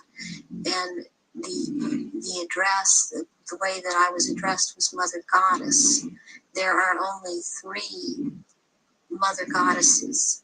There can only be 3 at a time on this planet, and there is a male equivalent of which there can be only 3 of them. Why mind control someone to conduct these rituals, like yourself, why don't these reptilians just conduct their own rituals? They don't seem to have the psychic abilities, and they look for people that have that and people in the bloodline that have that. And I have had that. I've had a tremendous amount of psychic ability. And so I was picked and bred from before birth, and this is also something that other survivors that have been in high positions have known about me and told me. What's the connection then between you having psychic abilities, those being recognized from the start, and you being brought through to conduct their major rituals? Well, it's kind of twofold. First of all, they needed the psychic abilities because they control or attempt to control events, because I would have the ability to foretell what was going to happen, and they needed the information to try to control it to an outcome that was good for them. The second thing is that during the rituals, you had to have psychic ability. You have to be very powerful in that way to call out the old ones that are also reptilian, that come from another dimension. They materialize from out of another dimension and are present at rituals, and they are so powerful, and their presence is there's such an evilness about them, and they want out of this other dimension, and they have to be called out by someone who has that power, and the reptilians don't have this power. That's very important, that they don't have this power to call out these old ones that have to do with them. And what is it that the humans have that the reptilians don't have, that means they don't have the power to connect interdimensionally, and some humans do? We have the ability to foresee, to be able to become vibrationally higher, and see into those levels, go into those levels, and in fact, agencies use this. They call it remote viewing. To go, that humans have the ability to go into the past, go into the future, to go to other places, to astrally leave their body, astrally, and to see things that we've always had this ability, and it's like having the third eye, which they don't have. They don't have this ability. So during rituals, these old ones are called out, and they are what Christianity would have called the demons. They are called out, and there is a circle that has a hexagon in there, which is a powerful occultic symbol, and then there is a pentagram, and then there in the middle of that there is a triangle, and if you're the one calling them out, you stand in the triangle so that you're not devoured or taken by these creatures that come out. That creates an energy field around you which they can't penetrate. They can't penetrate it, and they cannot get outside the pentagram, and they want out. They're always demanding to be let out, and so you have to be very powerful to keep them in line and to make them go back when it is time for them to go back. Why do the reptilians want to manifest these quote demons at the rituals? It brings power to the rituals. It brings power to them. They are told things by these entities, and they are encouraged to go on with what they're doing, and knowledge is imparted to them through these entities. But it takes a person with the ability to bring them out and make them answer, because they don't want to cooperate. They have to cooperate when the right person has control over them. And that's to do with that person's energy and ability to use Right, it. yes. You talked about the Aryan race coming from Mars. One expression of it seems to be very clearly what we call the Phoenicians. The Phoenicians had two deities, St. George, which became a British deity, who defeated the dragon, which seems incredibly symbolic. And also St. Michael, who, according to the legend, banished Satan, or this negative force, into the abyss. Is this symbolism of the abyss anything to do with the fact that these reptilian demons of another dimension are somehow locked in time-space prison, and they can't get out, and they can only get out when they're brought out in that way? Yes, they want out of that dimension. They have been thrown into that dimension, and they can't leave that dimension. And that's actually what the abyss is about, is being in a different dimension. It's like something to do with the fourth dimension. And before I even knew, for example, what I was saying, or I realized what I was saying, I would be saying things to my therapist and other survivors that the fourth dimension was a dimension to stay away from. Not at that time understanding the whole thing. Why do these rituals take place at certain key times of the year, and so often are related to the phases of the moon? Because the moon has an influence on this planet, and also the sun. These also take place during different things that go on with the sun, but the moon it's kind of a really very cyclical thing with the moon. And it takes place on full moons, new moons.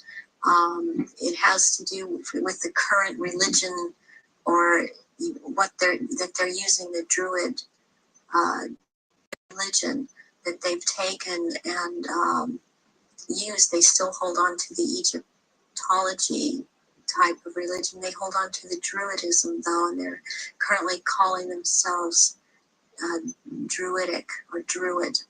And Druidism is tied in with the cycles of the moon, which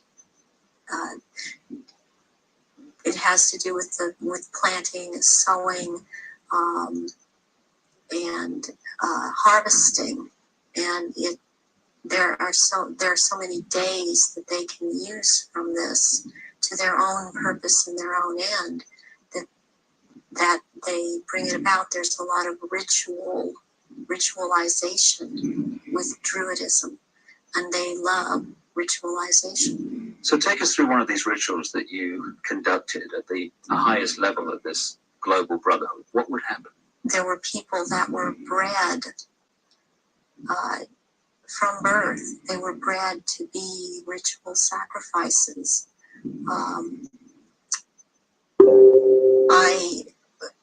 I have a problem with what they is said a lot today, especially by the Lost Memory Syndrome Foundation, that how could all of these people disappear, or how could all these babies be born? I worked with a nurse midwife who did home births, and it's very easy not to register a child when it's born.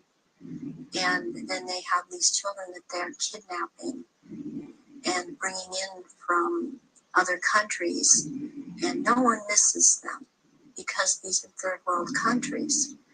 And the children they have the most energy, the purest energy, they're the highest form of sacrifice. And they will terrorize these children and mind control these children. And in rituals, when by the time they're brought into rituals, they may be drugged, or they may not be drugged, or they may be in an altered state because of the mind control. And they are used as actual blood sacrifices during these rituals because of, again, reptilians needing their blood. And they will take various organs from the sacrifices, depending on what date the ritual may, what the ritual may be associated with on that date.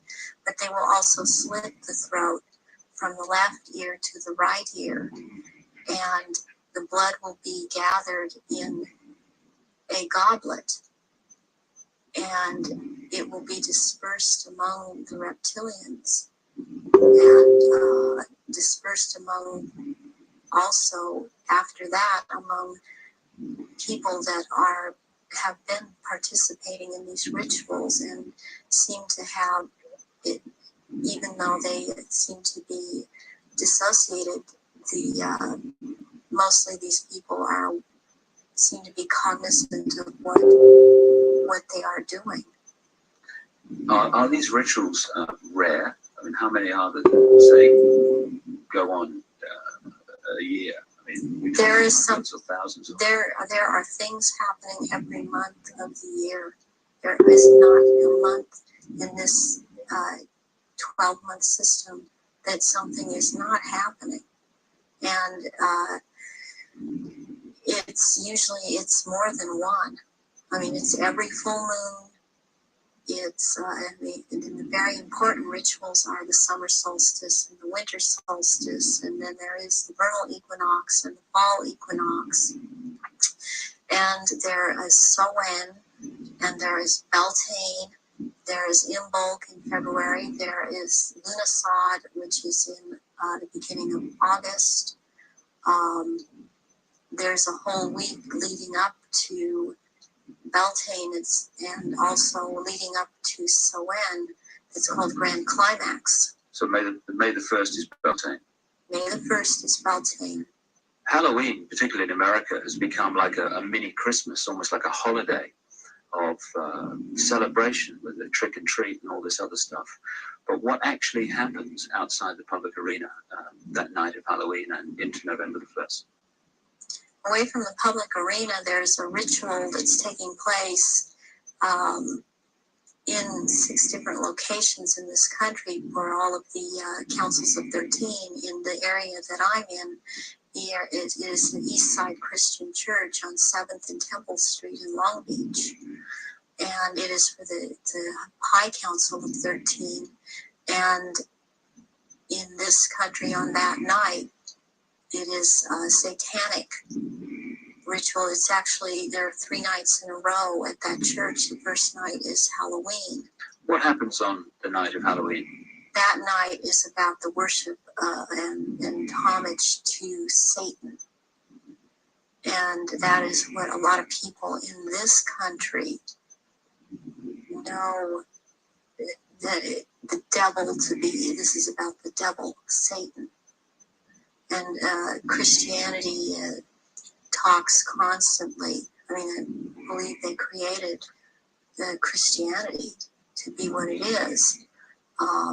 And so they also have created this Satan. And so they control in that way. And on that night, there's a lot of bloodshed, and there are sacrifices made to Satan. There is a person who plays the part of this in this High Council that has to do with this High Council. He's not on the High Council, but he has to do with playing the part of Satan. He is a televangelist on TBN. He used to be, he filled in for a little while as the lead singer on Iron Butterfly many years ago. And he has long blonde hair. At this point, I don't recall his name, it just, I recognize his face. I saw it recently on TBN, and then this is his cover where he is DID, and he plays this part, the great deceiver Satan, on that night, on Halloween at this church. And that is what happens on Halloween. And I mean, what else I must say, what is going on with Halloween in this country? It's just becoming so popular. It is also to desensitize people to the whole thing, and even this backlash Christian movement that wants to call it the Harvest Festival. It does not realize that the Harvest Festival has to do with Druidic religion. And again, they are still doing the same thing. It's celebrating the Harvest Festival. That's what the Harvest Festival is about.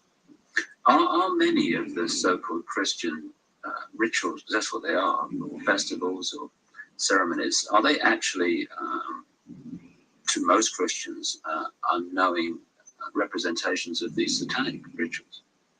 Yes, they are.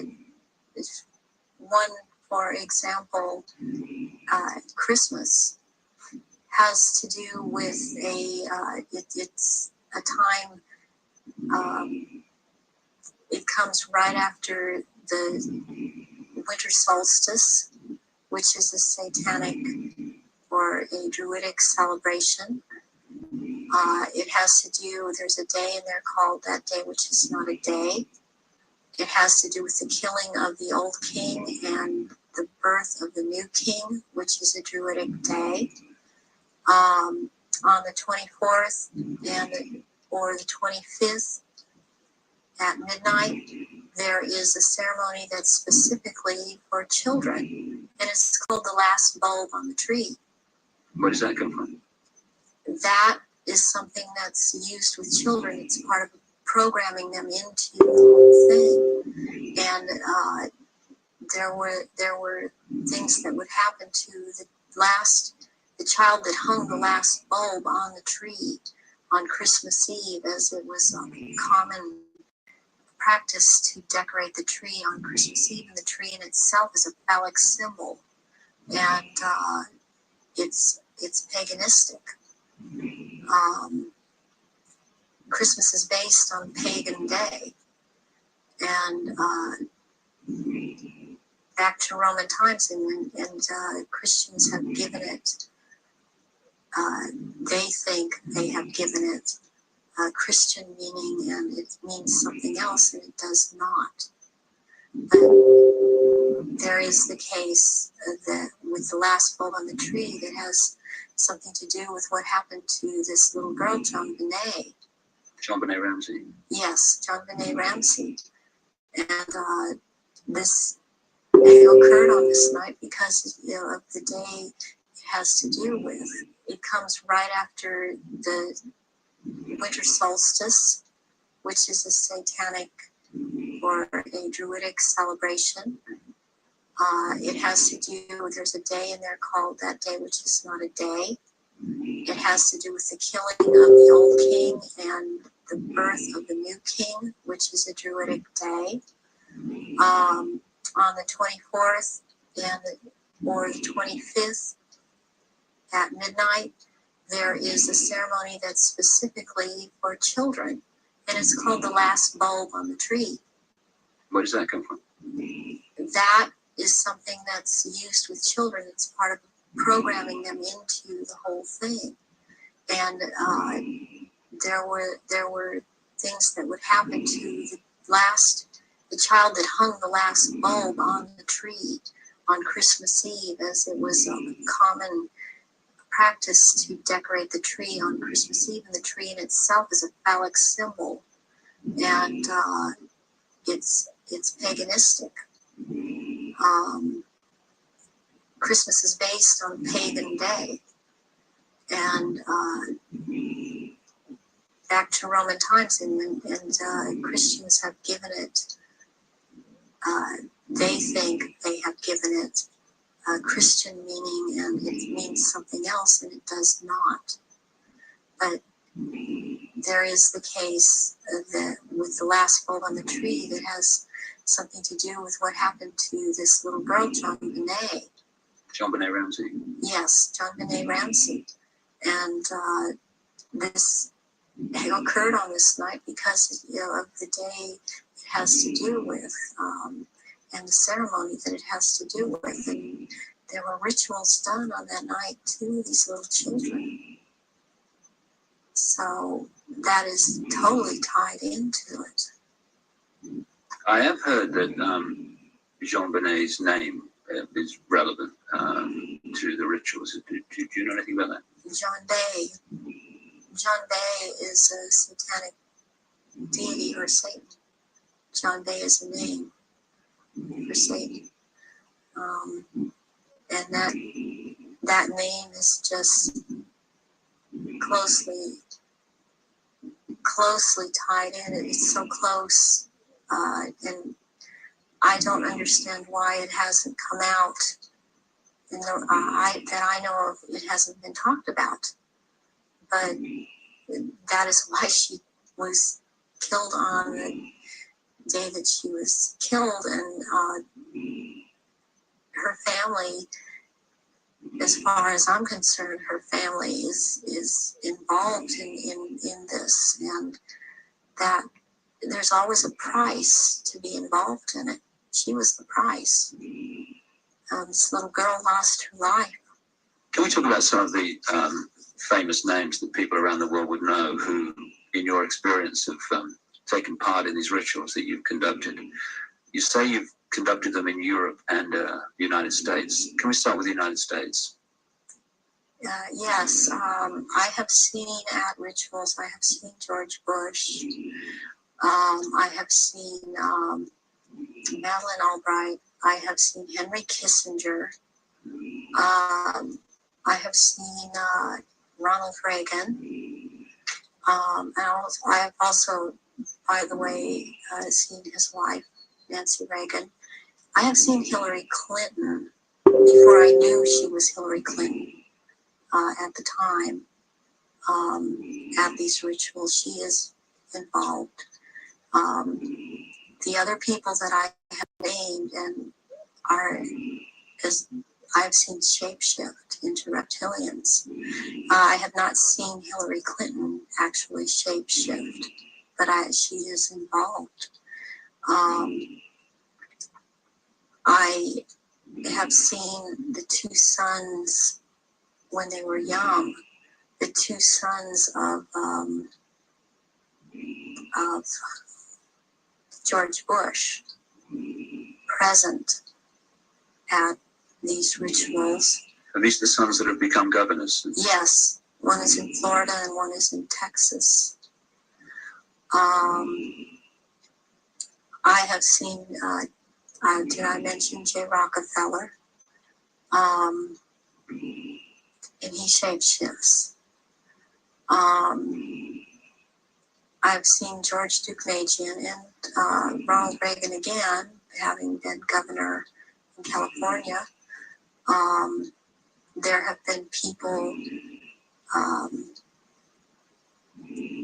such as Newt Gingrich. I saw, and I didn't know at the time that he was Newt Gingrich. I recognized that he was Newt Gingrich when Clinton came into power, and after he was, Newt Gingrich was then elected Speaker of the House. And I was horrified to realize that this man was also there. All of this has affected me to the point I don't vote. All of these people seem to all be connected to the Illuminati, and I don't feel like being part of having anything to do with them. Presidents like Carter and Ford and Clinton. I've seen Ford there. Gerald Ford. Gerald Ford, yes. Are they all reptilian bloodlines? I haven't seen Carter shapeshift. You've seen him at rituals, haven't Yes. Gerald Ford, I have seen shapeshift. And Johnson, also. Lyndon Johnson. Lyndon Johnson. Also, Dr. Joseph Mengele, who took me around to these rituals a lot of the time, was also a shapeshifter. And there were also people that there are people in the European countries that I've seen shapeshift and be involved. And this it doesn't surprise me any more than it does the people in this country doing it. Is just for some reason more shocking, and it cuts even deeper. Because I have seen the Queen Mother there, and I have seen the Queen there. I've seen Princess Margaret there. I've seen Charles there, and they shapeshift. And I have seen this. I'm not coming up with his name right now, but he was president in France after de Gaulle. He was there. I've seen him there. I've seen the Rothschilds there. I used to see the Rothschild that lived in England there, but the one that still goes there and is a shapeshifter, Guy de Rothschild, Baron Guy de Rothschild, has been to all of these rituals and has been over in this country under the name of Dr. Barrington and tried to program me and has impregnated me several times with eggs that were taken from me years ago and were impregnated with semen from Pindar and then placed back into my uterus. This has happened to me twice. Once at age 39 and this year right before I turned 43. And I had told my therapist ahead of time before I ever could have known that this had been done to me. And it's happened at a certain place in where I have been living in the San Fernando Valley. It's happened at a house on Tyrone Street in Sherman Oaks. And my understanding is that there have been other survivors that have talked about this location as having been involved with programming and so on. And Baron Guy de Rothschild has tried to program me. All these years he has been trying to control me, get me back under control. And the Marquis de Libero is someone else that attends all of these functions and since he is the one in power, he attends all these functions. I have seen Tony Blair there, and he shapeshifts. I have seen Prince Philip there. They all have their quirks as to how they act, even in their reptilian form.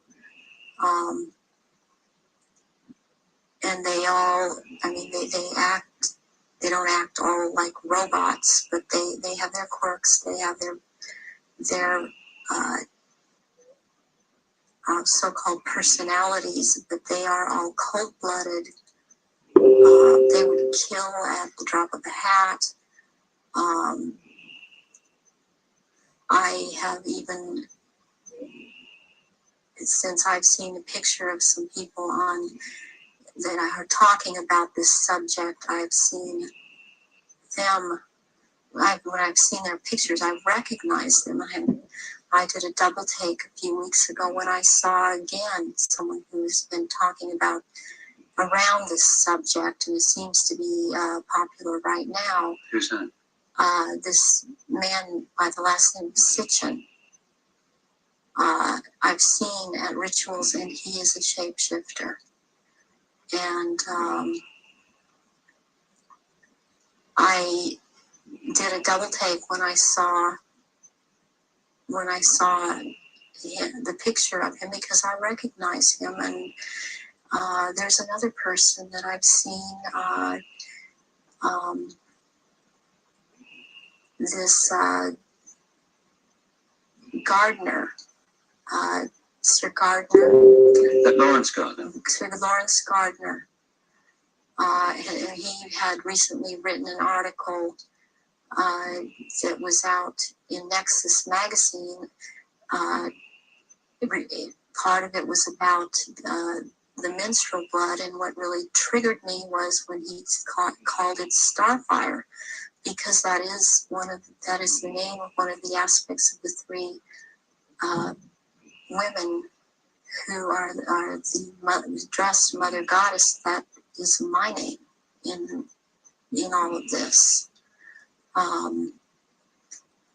So this man, I have seen, he has lots of power within this sect of reptilians, and he's someone that you would want to watch out for.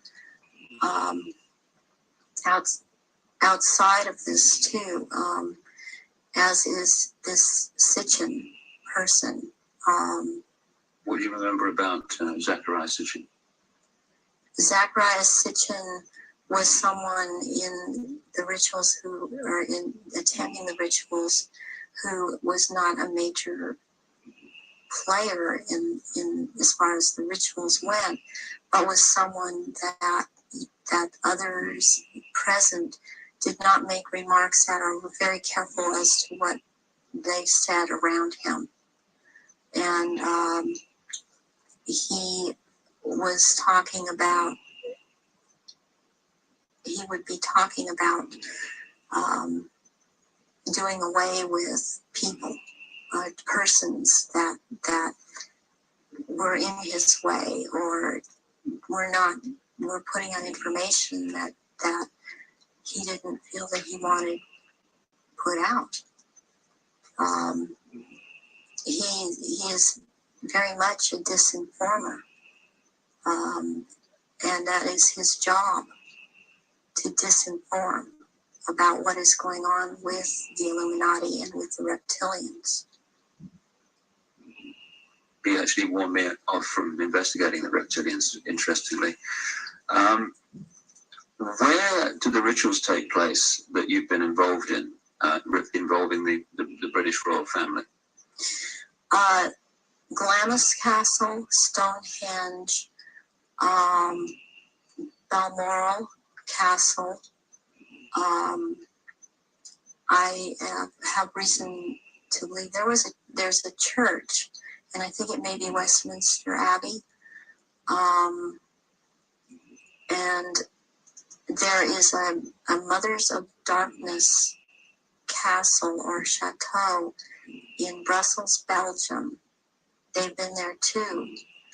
And also in France, the Marquis de Libero Pindar has a castle in the Alsace-Lorraine region of France. And I believe it's in the Alsace region that he uses. and there are certain rituals done at that castle down in the dungeon part of that castle, and there's an entrance down there to underground places in the earth, and there is a natural formation of rocks that kind of glow green, and they keep menstrual blood in that formation, and this green glowing from these rocks actually turns the blood a darker color, and it's called black blood, and it's used in certain rituals.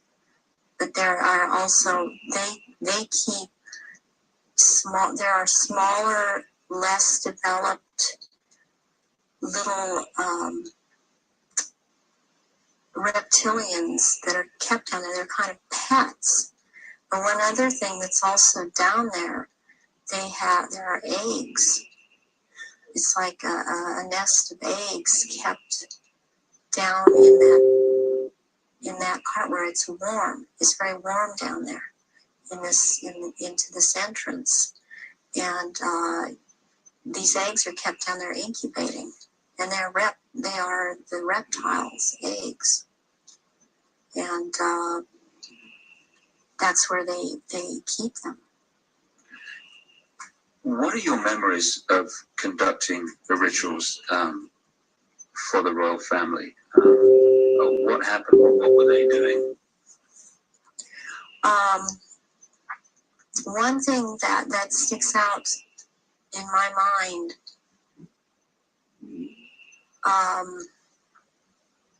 is that there was, before, this was back in the late 70s. This was before Charles was married to Diana. He was involved with Kamala Parker Bowles, and she does not shapeshift, but she became pregnant by Charles, and she produced a baby,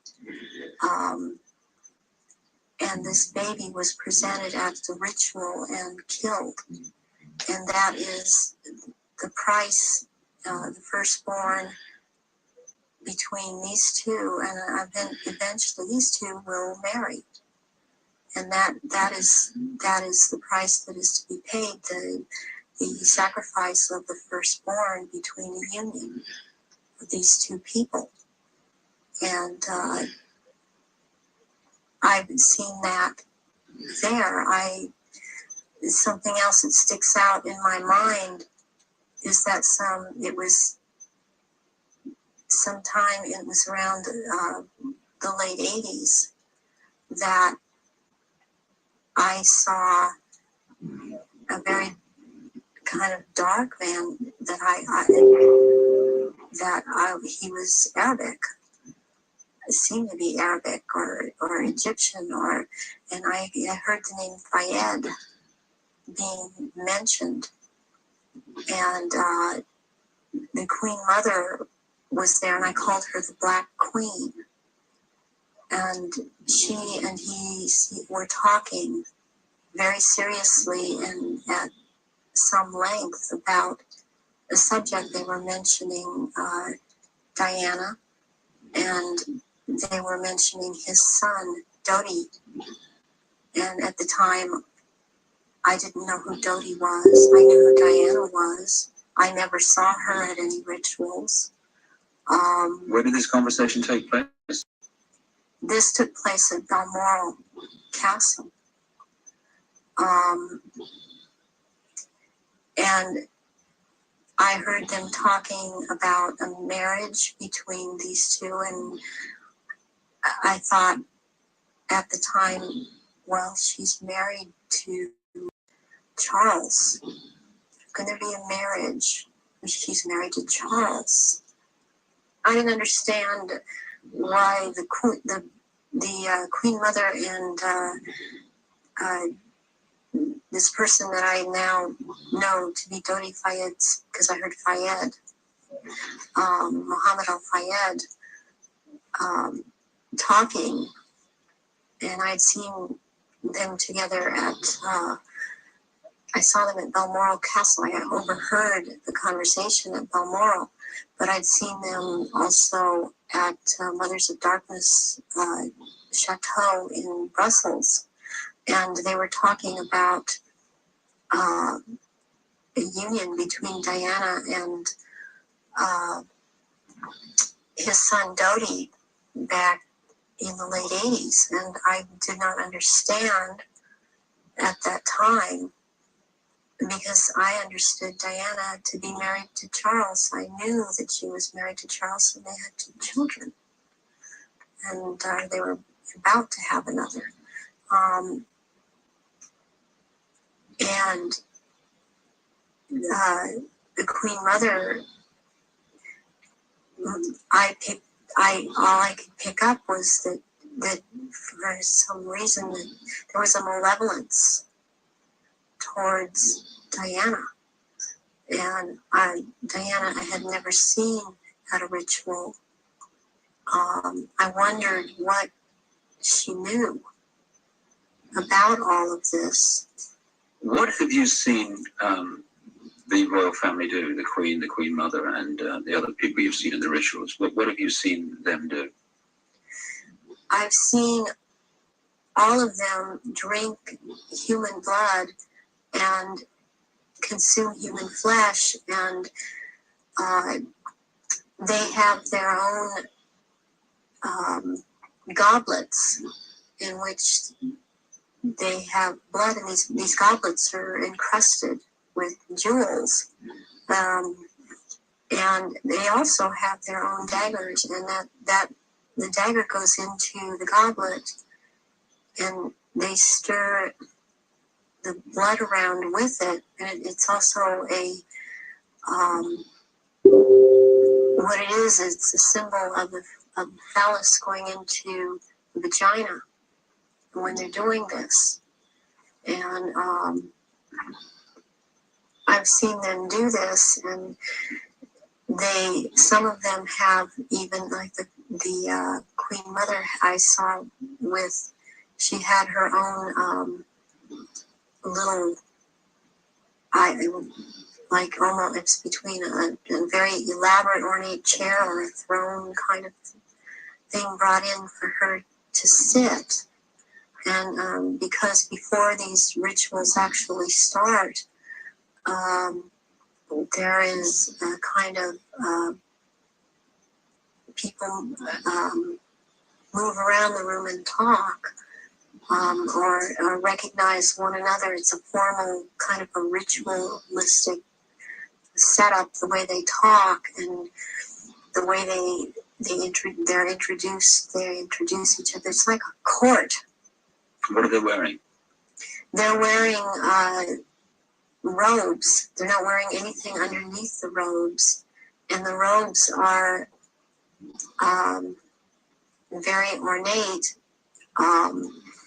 They all have, the one thing in common they have is they have a red color like blood, and some of them have purple, and they have gold kinds of lines running through them. They have the Merovingian symbol of France, the fleur-de-lis, and there are jewels that are sewn in at certain points on these robes, and they wear these robes, but they don't wear anything underneath the robes, because what is going to happen, what the rituals are all about, they're going to shapeshift, and they can't have anything under the robes. And there are orgy kind of things that go on at the rituals also. And involving the royal family of Britain. Yes, involving the royal family of Britain, and the sacrifice and the eating of, consuming the sacrifice, and they are involved in that. You've seen them do that? Yes, I have seen them do that.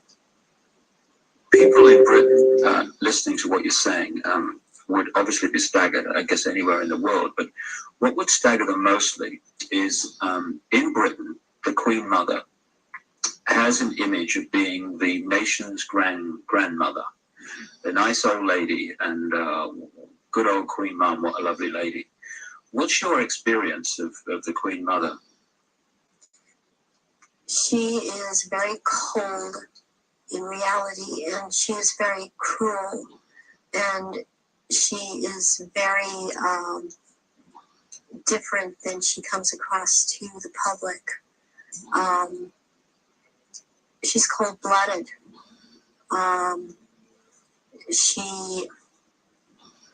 If she feels that you are someone beneath her, even in the Illuminati, that you're at her equal or your station is above her, she will not speak to you. She will not recognize you. She obviously, from what I see, enjoys consuming human flesh. It's sickening.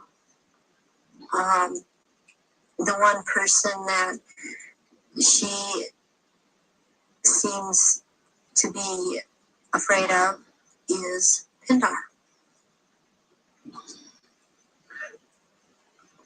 People would also look at the Queen Mother's elderly, frail stature and find it very difficult to see her taking part in rituals and doing anything, if you like, active. Do they go into a different state in terms of age and strength and all these other attributes when they actually shapeshift?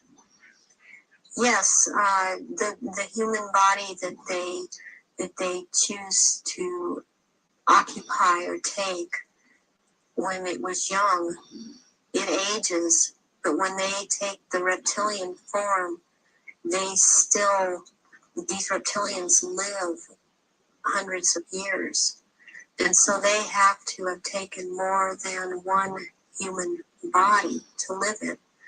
A lot of them are much, much older, and I'm including the Queen Mother in this, and older than people think that she is. She's been in more than one body, human form.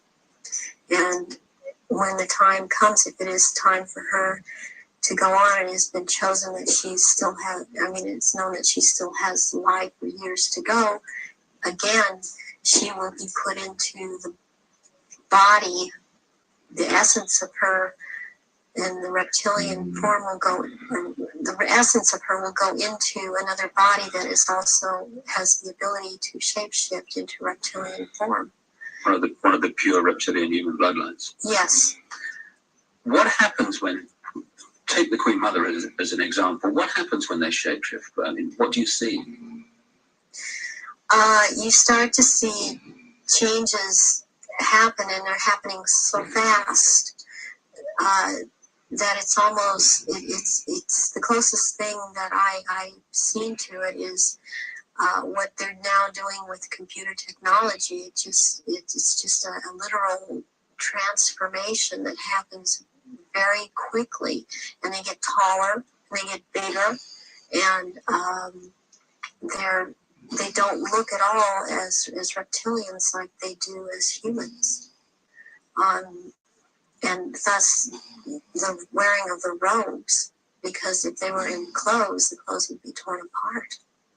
So let's take the Queen Mother on this subject as an example. We recognize her as a frail old lady. What does she look like when she shapeshifts to these rituals? She looks like the nose portion gets very much longer, and it grows into kind of a snout kind of thing. She has fangs, and incisors as teeth, and there's a tongue. They all seem to have this kind of tongue when they're at this level. The tongue has a lot of long, hairy or pointed projections coming out of it. It's very long. And they have these. They don't have hands or feet. They have these claws, and they have scales, and also scales that seem to kind of disappear into one another. But it's more pronounced on the back. There seem to be lumps or protrusions coming from the head. There seem to be some kind of growth appendages at where, on the back, and they seem folded, and not all of them have that. And there is a tail, and they a lot of times will keep the tail curled. And and I've seen her when she's very displeased with something, as I've seen other members like this. This tail is whipped around, very agitated, and they do, and she hisses.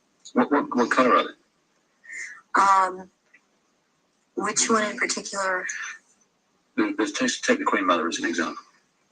She's kind of a beige color on the underside, and by the time you're going up around to the back and the tail and the top of the head and on top of the nose, snout, whatever, it's coming to a very they're dark speckles or large speckles of dark browns, and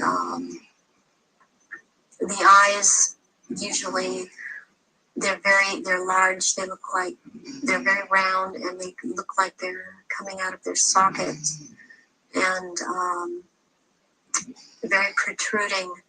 And usually the color ranges from a beige to a gold to a dark greenish gold, and then there's this dark slit up and down, a vertical slit, and the eyes will look hooded.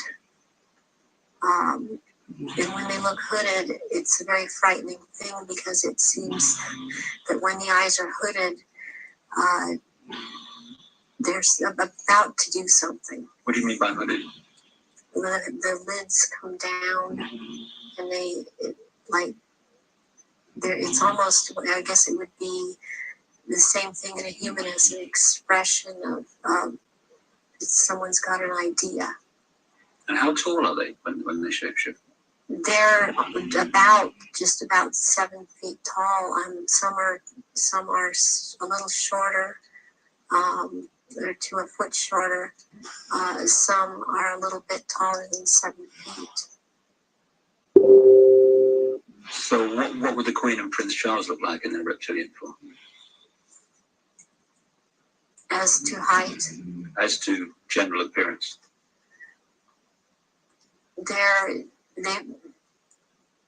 Charles resembles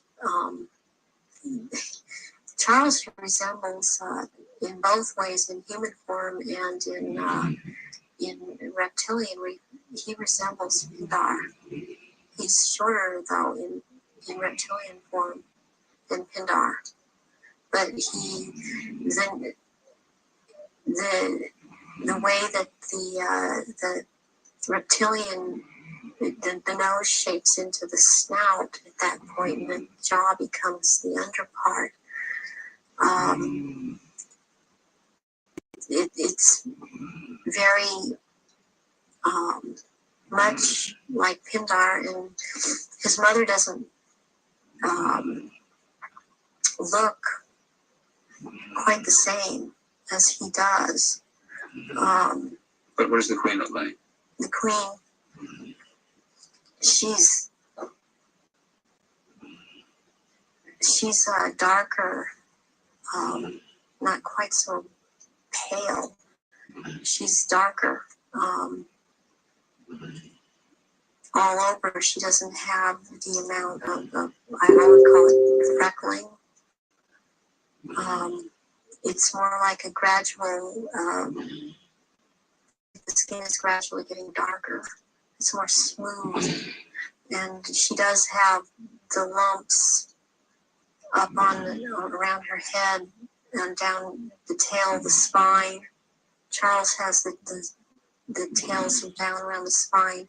And funny enough, he has the protrusions from the skull in the reptilian form, where about or above, right above where it seems like his ears would have been. What is it about the rituals that allow the shapeshifting to happen? When the victims are starting to be sacrificed, it's the scent of the blood, and they start shape-shifting at that point in time, and they can hardly wait to get to the blood. It's like they're addicted to the blood, and then the consumption of human flesh that follows. What have you seen the Queen or any of the royal family do in relation to that? Have you seen them sacrifice and consume human flesh? There are certain times when they will actually do a sacrifice, or there will have been someone doing a sacrifice, and it's not happening fast enough for them. So they will step in and finish it themselves, because the sacrifice the ritual has to be gone through. It's sacrificially, ritualistically, it has to have been gone through. And they will step right in and just start tearing the throat out. And they're getting all this blood from the jugular vein at the same time. And that has happened when there are many there that are going to be sacrificed, and they just can't wait. And then tearing into the contents of the abdomen and stomach of a victim afterwards. Who have you seen do that? I've seen the Queen Mother do that, and Prince Philip and Charles. I've seen Guy de Rothschild do this. It seems that I've seen it more among royalty, or so-called royalty do this, than people that are not titled. They don't seem to. They seem like it feels like they don't dare, but they shapeshift nonetheless. But it's like the royals that step in and just start tearing away, because they can hardly wait. How long can they hold the reptilian form in these occasions? During the rituals, it's much easier for them to hold their reptilian form. They can stay in that form. What it is that they have a hard time holding their human form. And as long as they're around blood and the scent of blood, they can't hold human form.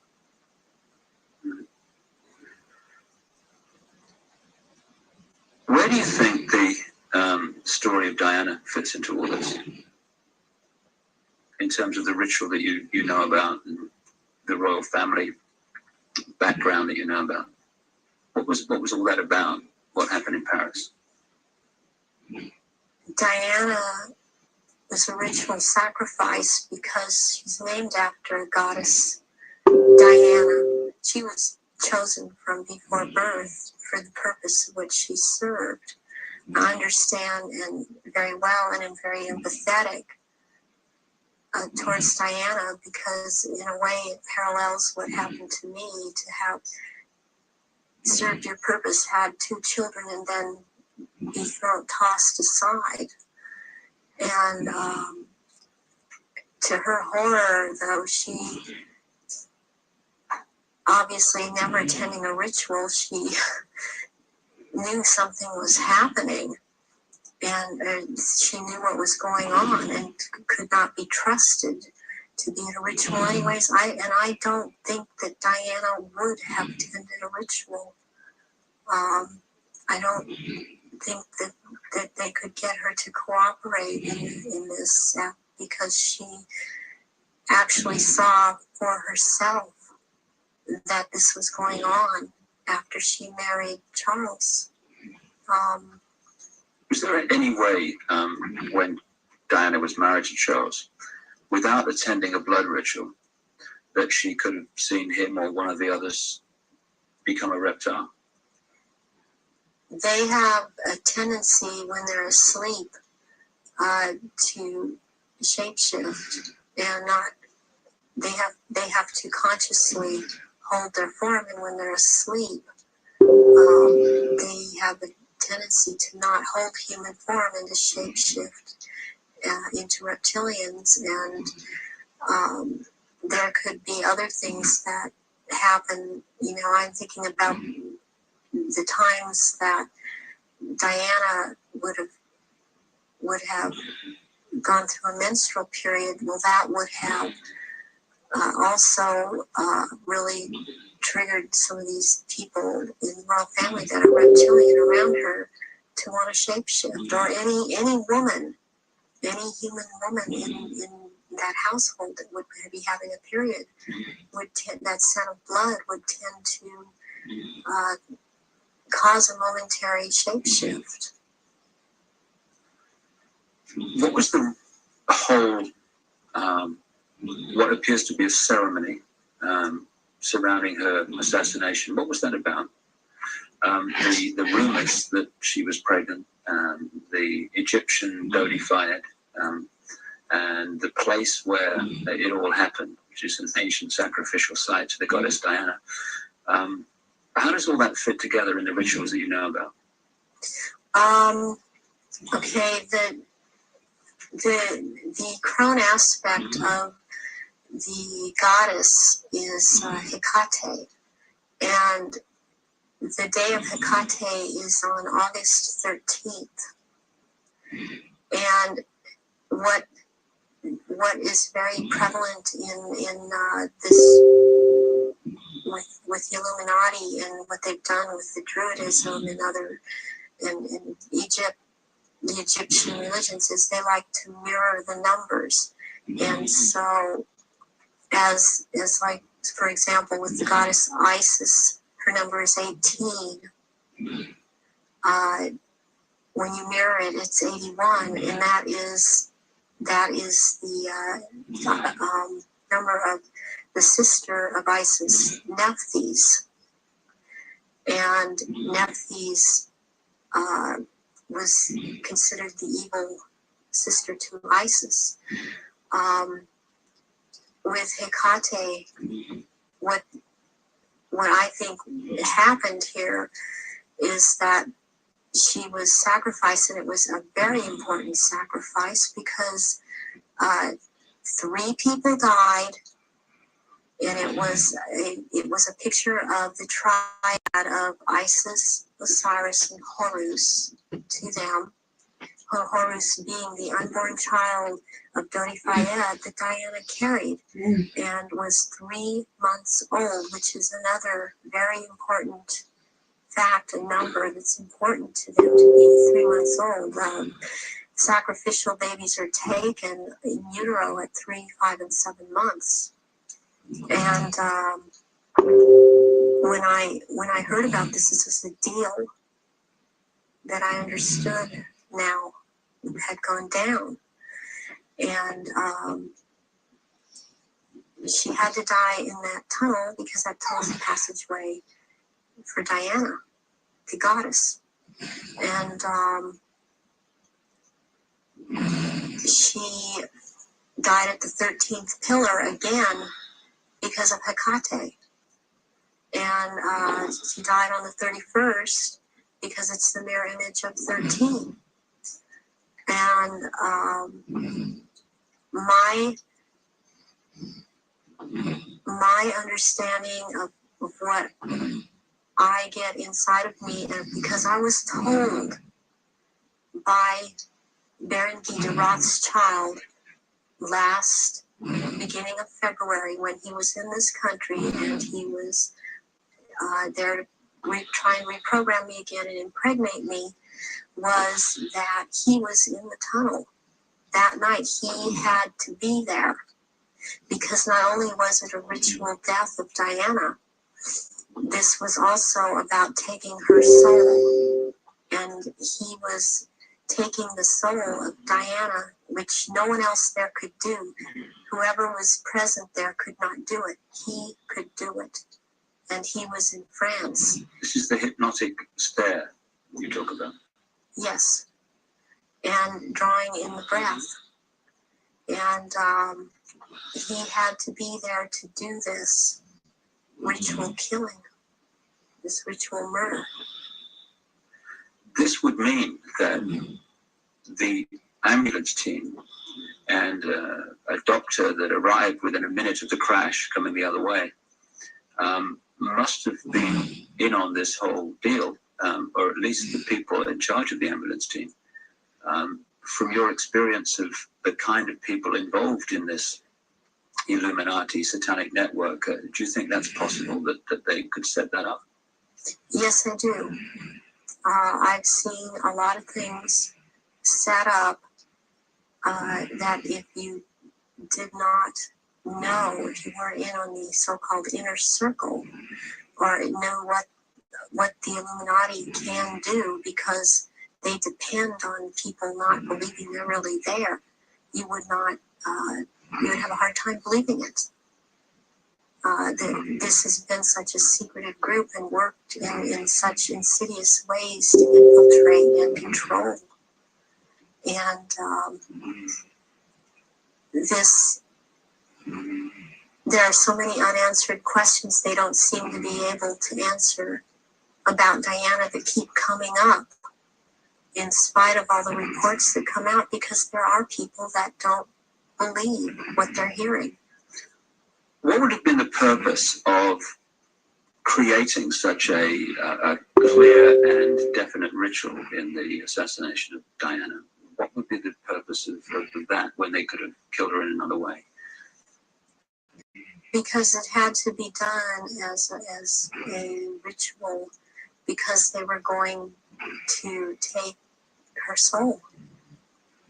And it had to happen in the tunnel. It had to happen that way.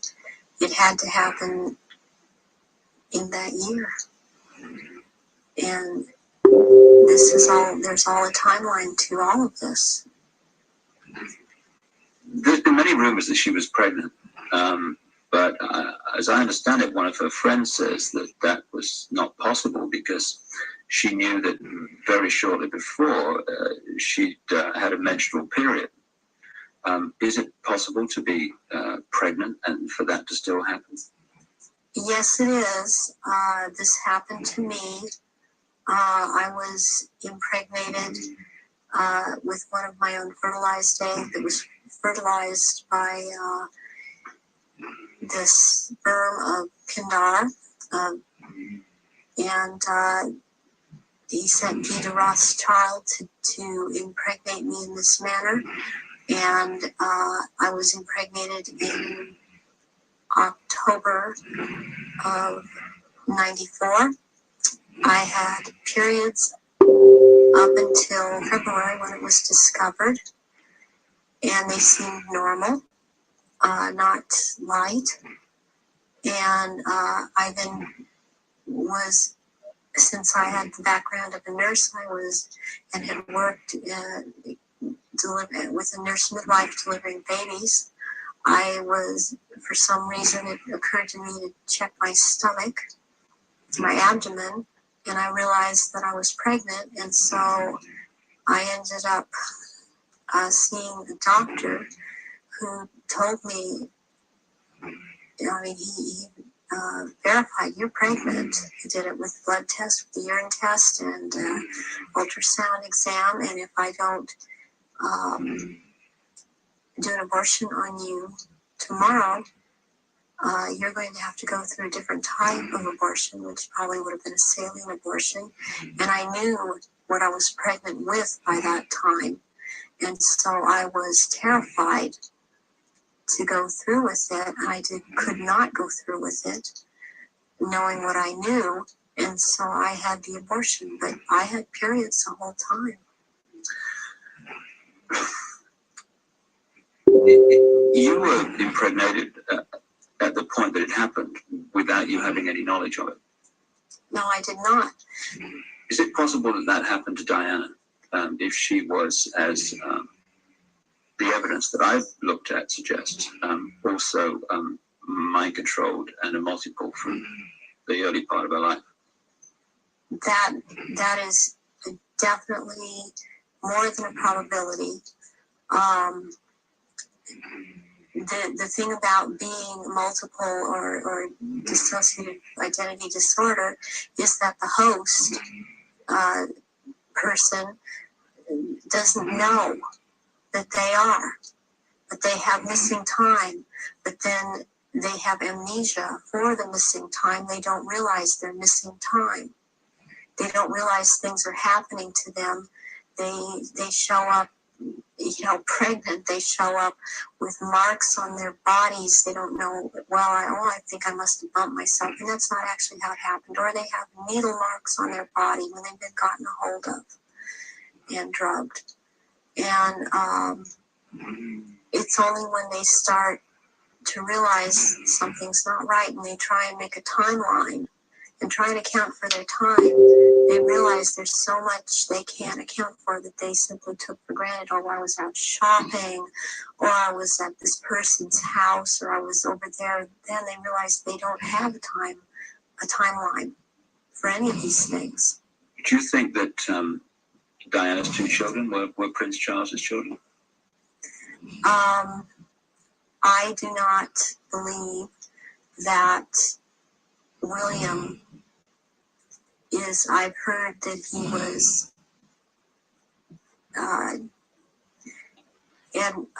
Charles's son. I've heard about someone else, and I believe that it was neither. I believe that this child of Prince William is the son of Pindar, and she was impregnated, and she did not realize that. When you look at the ritual nature of all that, you've got Osiris, it would seem symbolized by dirty fire. You've got Isis symbolized by Diana. Presumably the baby quite obviously symbolizes Horus in Egyptian legend and ritual. Why create that in a tunnel in Paris at that time? What was it designed to do, to symbolize or whatever? It's to symbolize, it's part of symbolizing getting the world ready to recognize the Horus that is about to come upon us in the year 2000. This year 2000 is the age of Horus and Osiris reborn. And there's a sacrifice involved. And the sacrifice is the mother, and the sacrifice is this child. And yet it involves another child who yet lives by the same mother. And you're talking about William? Yes, I am talking about William. What would have happened to Diana in your experience of the ritual, and what would have happened to the unborn child after the events in the tunnel in Paris? That Diana left the tunnel dead. She didn't leave that tunnel alive. That ritual, she had to die in that tunnel. And they had to take her soul in that tunnel. And they had to take the soul or developing essence of the unborn child. And in the hospital, it follows logically according to what I know about what they do, that they would have taken the uterus and the fetus from Diana, that would have been taken, and as a ritual that would have been taken, and they would have removed other body parts. And done what? Distributed them for high Illuminati members to consume. This is a ritual sacrifice. Some strange things happened after that. Strange things happened all the way through it. But suddenly, the decision was made that she would not be buried in the local church where she wanted to be buried, but on an island among the trees in a lake at Althorpe Park. And Earl Spencer, her brother, claims through a dream he was inspired to put 4 black swans on the lake. Therefore, from your, again, knowledge of the ritual, what does all that mean? Why do that? Because 4 black swans have to do with 4 directions, 4 seasons. They have to do with sealing something for all eternity. To have 4 of something black like that swan's figure in Celtic mythology, quite a bit in the Druid mythology. And black is the color of Hecate, and one of the goddess aspects, the 3 goddess aspects that they have. The name is Black Flame or Black Star, and Black Flame means unto death, and so therefore the color black, and somewhere in there would be a flame. The decisions after her death to put her on an island among the trees in a lake and the 4 black swans were all, at least on the surface, taken by her brother Earl Spencer. Have you any experience of him? Earl Spencer, I have seen at rituals. He's definitely tied into it. Her family has been part of this. She has this bloodline.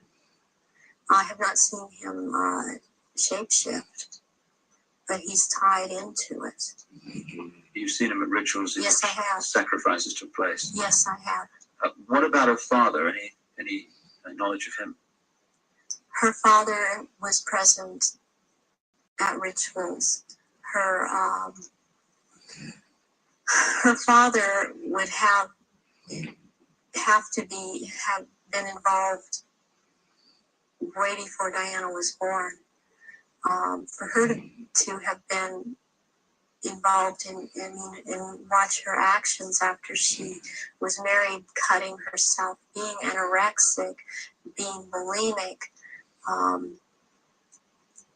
just these are so indicative of someone who has been involved in mind control, has been hurt, has been forced to follow mind programming.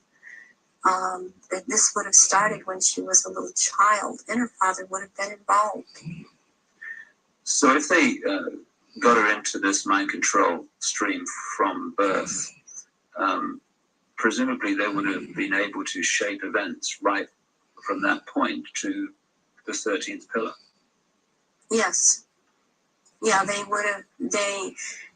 When somebody becomes what we call multiple personality disorder or dissociative identity disorder,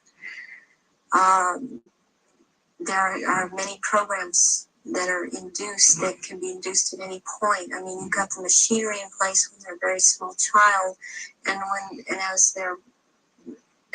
they're grown, they can install programs at any point and have different parts hold these programs, and they can be made to do just about anything. They're taught things such as red light is a green light, go through the light. They drive faster than they realize they're driving. They are able to memorize or see and just glance at something and right away just pick what the point is that they're going after for some reason, or they can memorize phone numbers in just a glance. The car hit the 13th pillar, driven by Henri Paul, who was missing for 3 hours that night, a man who's been connected to both British and French intelligence. Given the obsession with the number 13, it seems beyond coincidence that with all those pillars in the tunnel, it hit the 13th. Is it possible to mind control someone like Henri Paul so that at speed they could pick out the 13th pillar? Yes, yes, it is.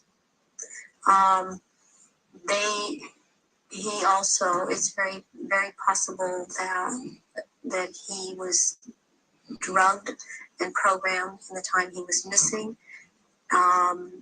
It's possible for him to have taken medication but not have it affect him at all. Let's put it together. What the hell have you done? Yeah.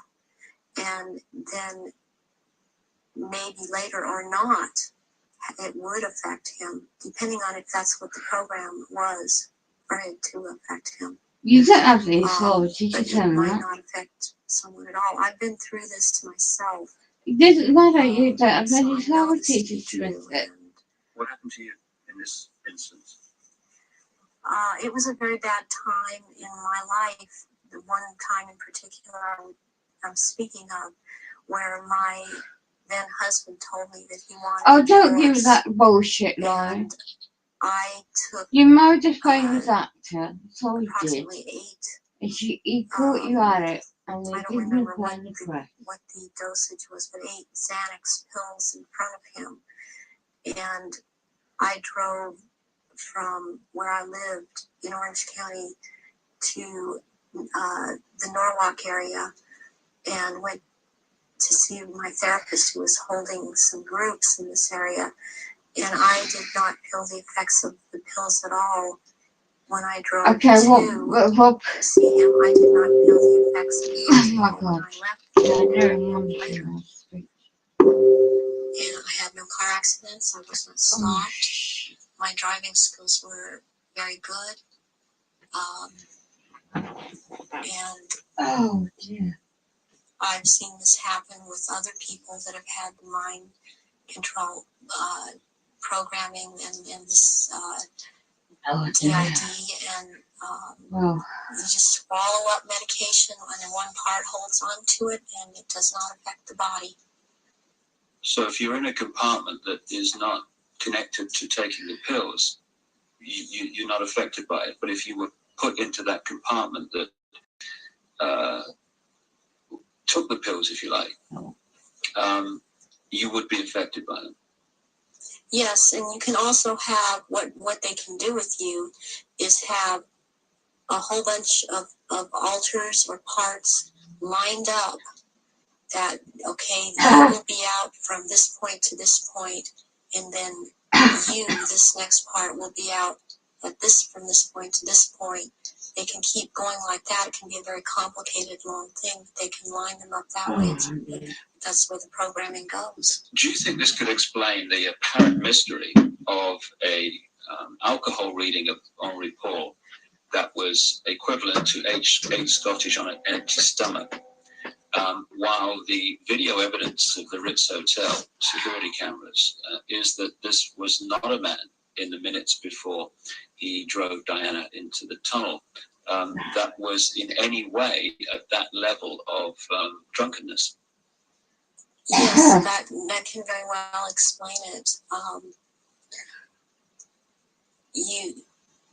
With this kind of mind control programming that they do, once you go into that mode that they want you in, you can be hurt and in a lot of pain.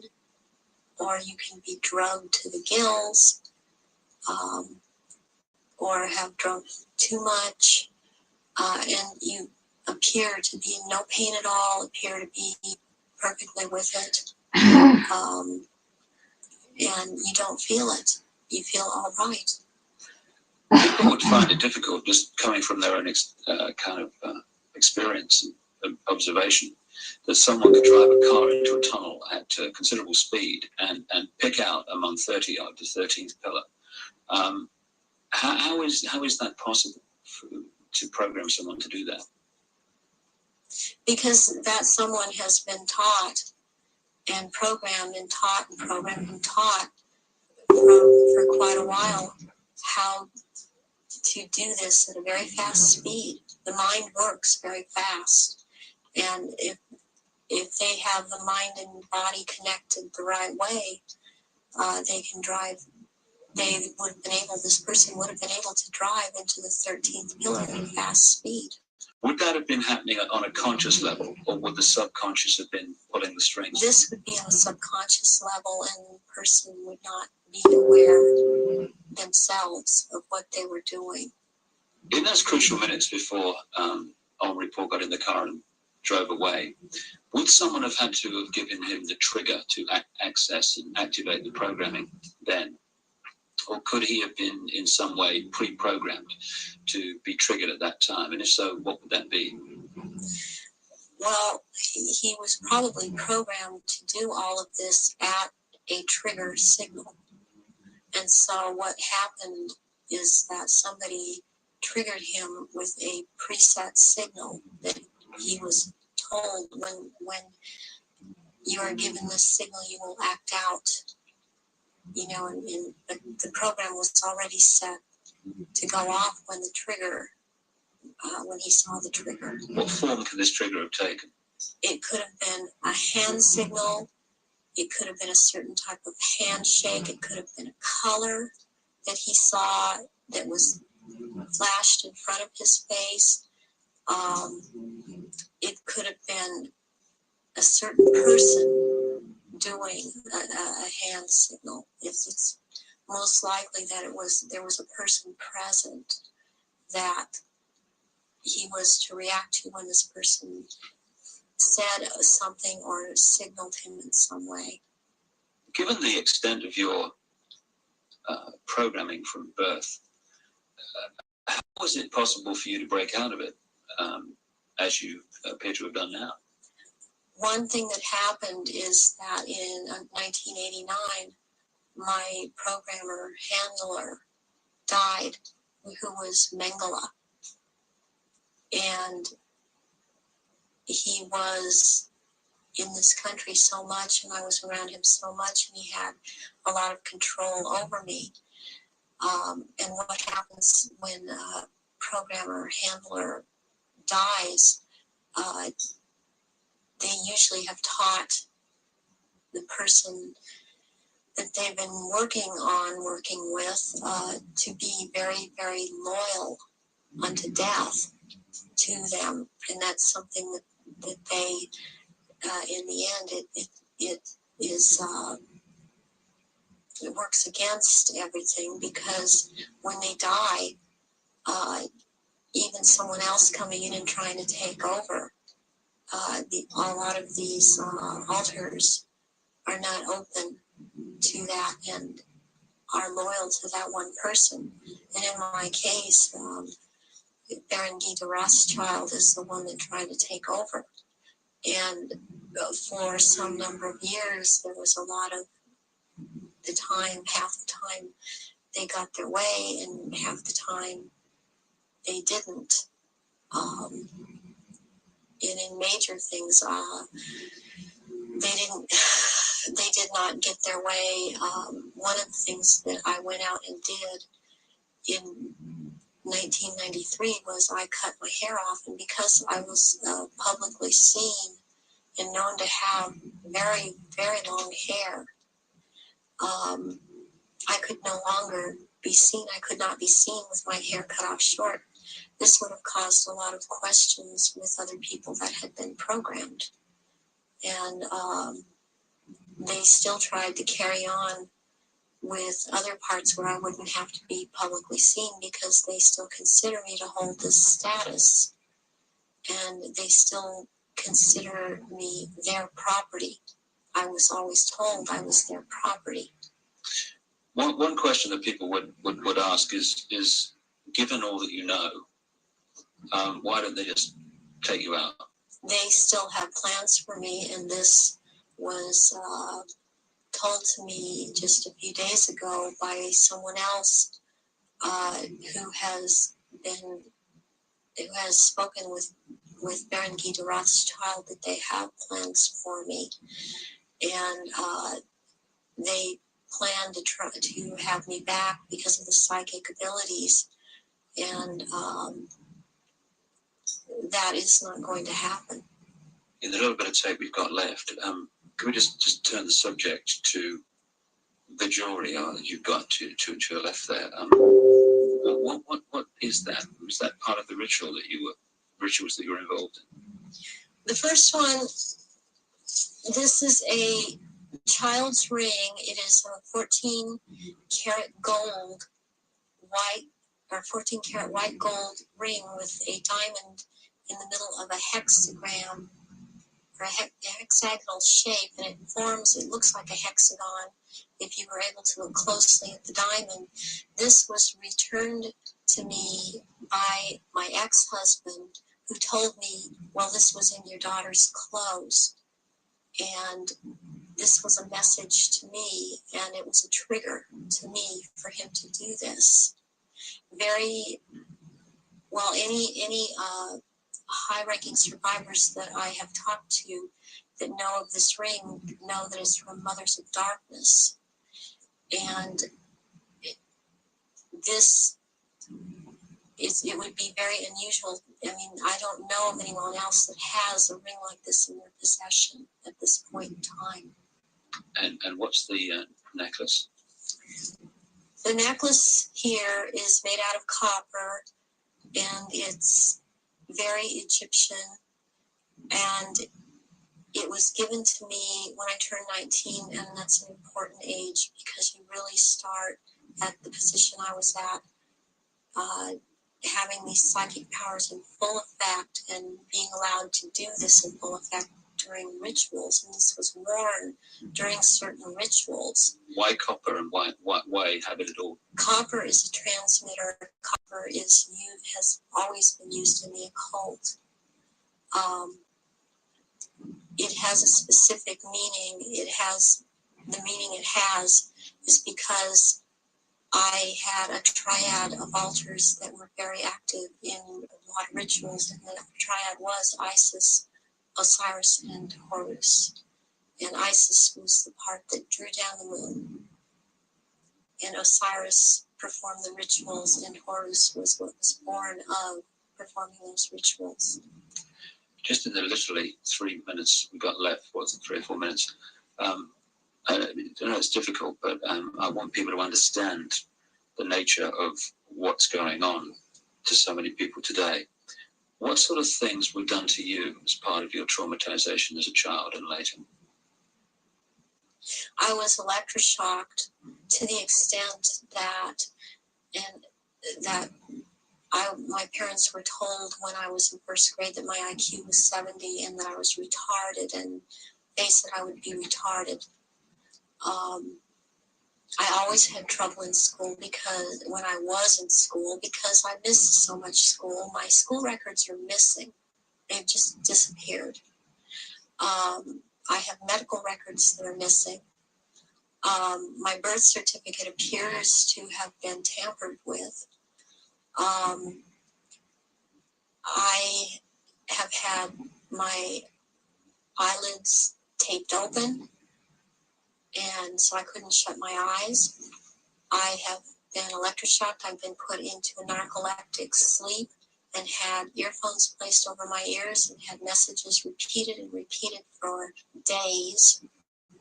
I've had drugs injected into my body so that my nerves were just like on fire, and then they would just touch me. I've had, since I wasn't allowed to have marks on my body, they couldn't use a cattle prod on me, but they do use cattle prods on people in torturing them, and they do use electrical stimulation to the genitals and also on the teeth. And they like to inject between the toes and under the fingernails and up in the gums. I've also had some kind of scarring done up through the roof of my mouth all the way to the brain stem back here. That gives me a photographic memory. And I have calcium blocks around the pineal gland that seem to be perfectly spaced and even, and it's very, very curious. Doctors can't seem to come up with a reason for that. I have been programmed to be anorexic, to be bulimic. For the government programming, since I was also used by the government in this country, I was programmed to cut my arms if I started to remember, which I was punished for by the Illuminati, as I was not to have these marks upon myself.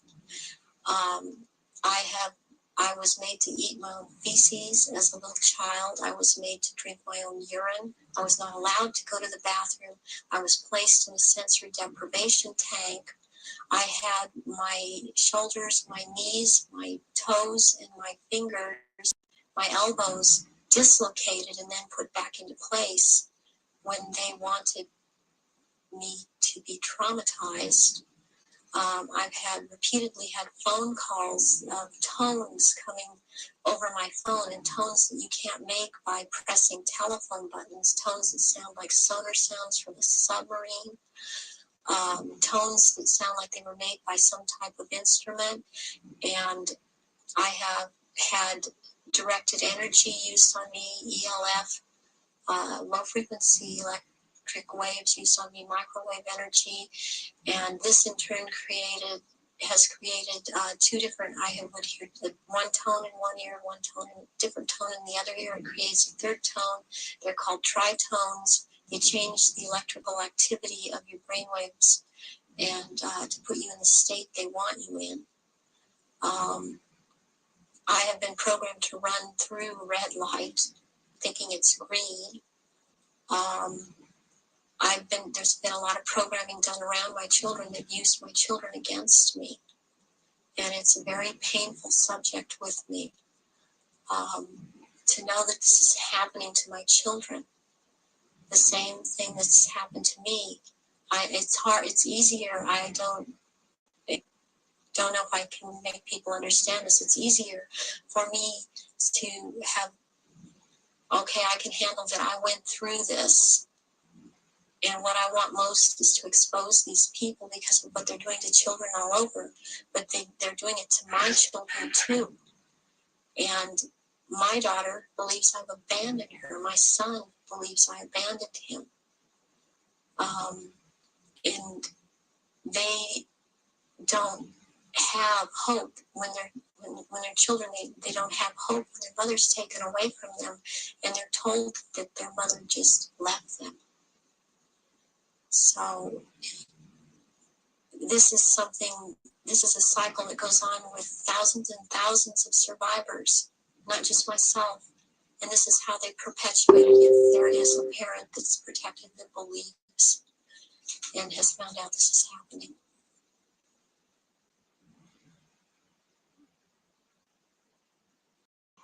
The astonishing revelations of Arizona Wilder, a very, very brave lady who's chosen to stand up and be counted. And only by enough people doing that is this nonsense and this manipulation going to be brought to an end, as it is in the next few years. Well, we've come to the end of our little tour of the Centre of Global Control, and we're here now outside the Houses of Parliament in London, the so-called mother of parliaments, because of course it has provided the blueprint for so many other so-called democracies all around the world. When in fact, it's just another vehicle for the one-party state that is relentlessly turning out legislation, advancing this global centralization agenda. Not a place of democracy at all, a place for legislating the agenda into reality. Well, you've heard the information and possibly read it in The Biggest Secret at greater length also. The question is, what are we going to do about it? That's entirely up to you as an individual and me as an individual. As someone once said, what you think of me is none of my business, and it's not. This is just information, make of it what you will. But what we make of it and what we decide to do in the light of this knowledge will decide the kind of world that we and our children are going to live in the next few years and beyond. The Chinese have a word that means at the same time both danger, crisis, and opportunity. And that's the situation we're in now. Yes, there's a crisis. Yes, there's a danger of this global fascist state becoming reality, but it's also an opportunity to wake up and make the change that will turn this planet from a prison into the paradise it once was and the paradise it will become again. And that is about choice. Choosing what we do as a result of what we know. And I quote in my books a number of times an American comedian called Bill Hicks, a genius in his way, very angry man, but a very brilliant man, a very profound man. And he described life in this way. He said, life's like a ride in an amusement park. And when you go on it, you think it's real because that's how powerful our minds are. The ride goes up and down, round and round. It has thrills and chills. And it's very brightly colored. And it's very loud. And it's fun for a while. Some have been on the ride for a long time. And they remember and they come back to us and they say, hey, don't be afraid ever, because this is just a ride. And we kill those people. Shut him up. I've got a lot invested in this ride. Shut him up. Look at my furrows of worry and my family and my big bank account. This has to be real. It's just a ride. But we always kill those good guys who try to tell us that and let the demons run amok. But it doesn't matter because it's just a ride. And we can change it anytime we want. In other words, it's just a reflection of our own attitudes. And to change, as Bill Hicks said, doesn't need big bank accounts. It just means a choice right now between fear and love. Fear is the four-letter word that has controlled this planet and this human race for thousands of years. Love is the word that will set us free. And that's the choice we face now. And the world that those two choices will create will be so different as to be unexplainable. The chasm between the two, a prison or a paradise. I just want to say one other thing before we finish this video. I don't want to demonize the reptilian race because it's just a genetic stream in the great forever. I'm talking about a small number of this reptilian race that is behind this manipulation, not the race in general. And indeed, many of the reptilian stream, both in physical bodies and in other dimensions, are working now to help humanity win their freedom, win our freedom back. And I'd like to thank once again also Arizona Wilder for having the guts to stand up and speak her truth. And if enough people do that, then this house of cards, because that's all it is in the end, is going to fall. And I'd like to thank also my friend Brian Desborough for helping Arizona and for his own commitment to truth. We're now at the crossroads of the evolution of the human race, or a crossroads anyway. And the good news is this. There is a global awakening going on. I've spoken in something like 20 countries in the last 18 months. People are waking up. They're asking questions. They're seeing themselves and the world in a different light. And this is going to gather pace and is gathering pace all the time. And it's this transformation of human thought and perception that is going to bring the change that we dreamed about for so long. Dreams are merely imagination, which can be made reality if we're prepared to do what is necessary to achieve that. That's the challenge we face now. It's a wonderful, wonderful time to be alive, and we're all privileged to be here to play a part in setting this world free for the first time in known human history. From the epicenter of global control, but not for very much longer. Thanks for listening. Goodbye.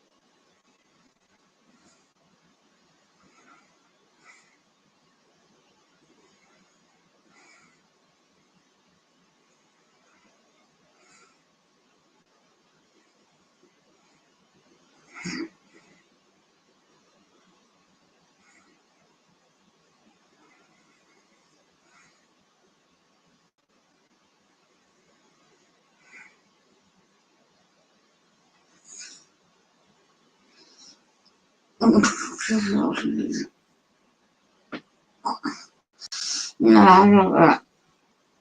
I'm sorry.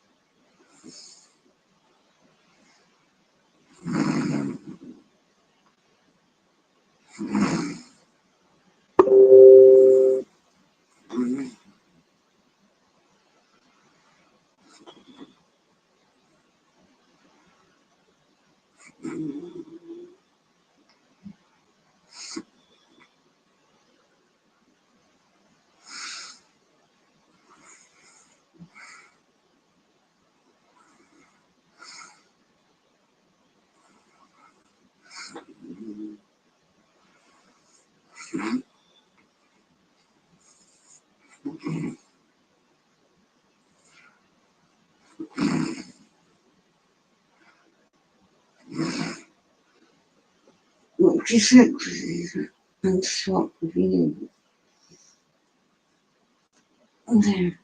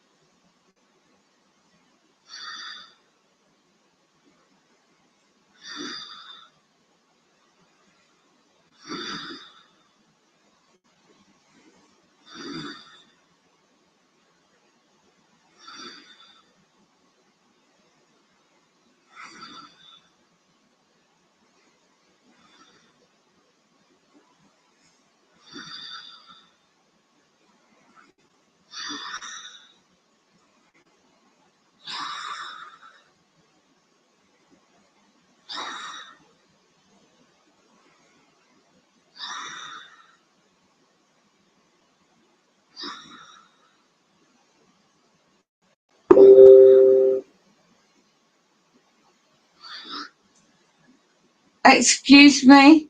You did what?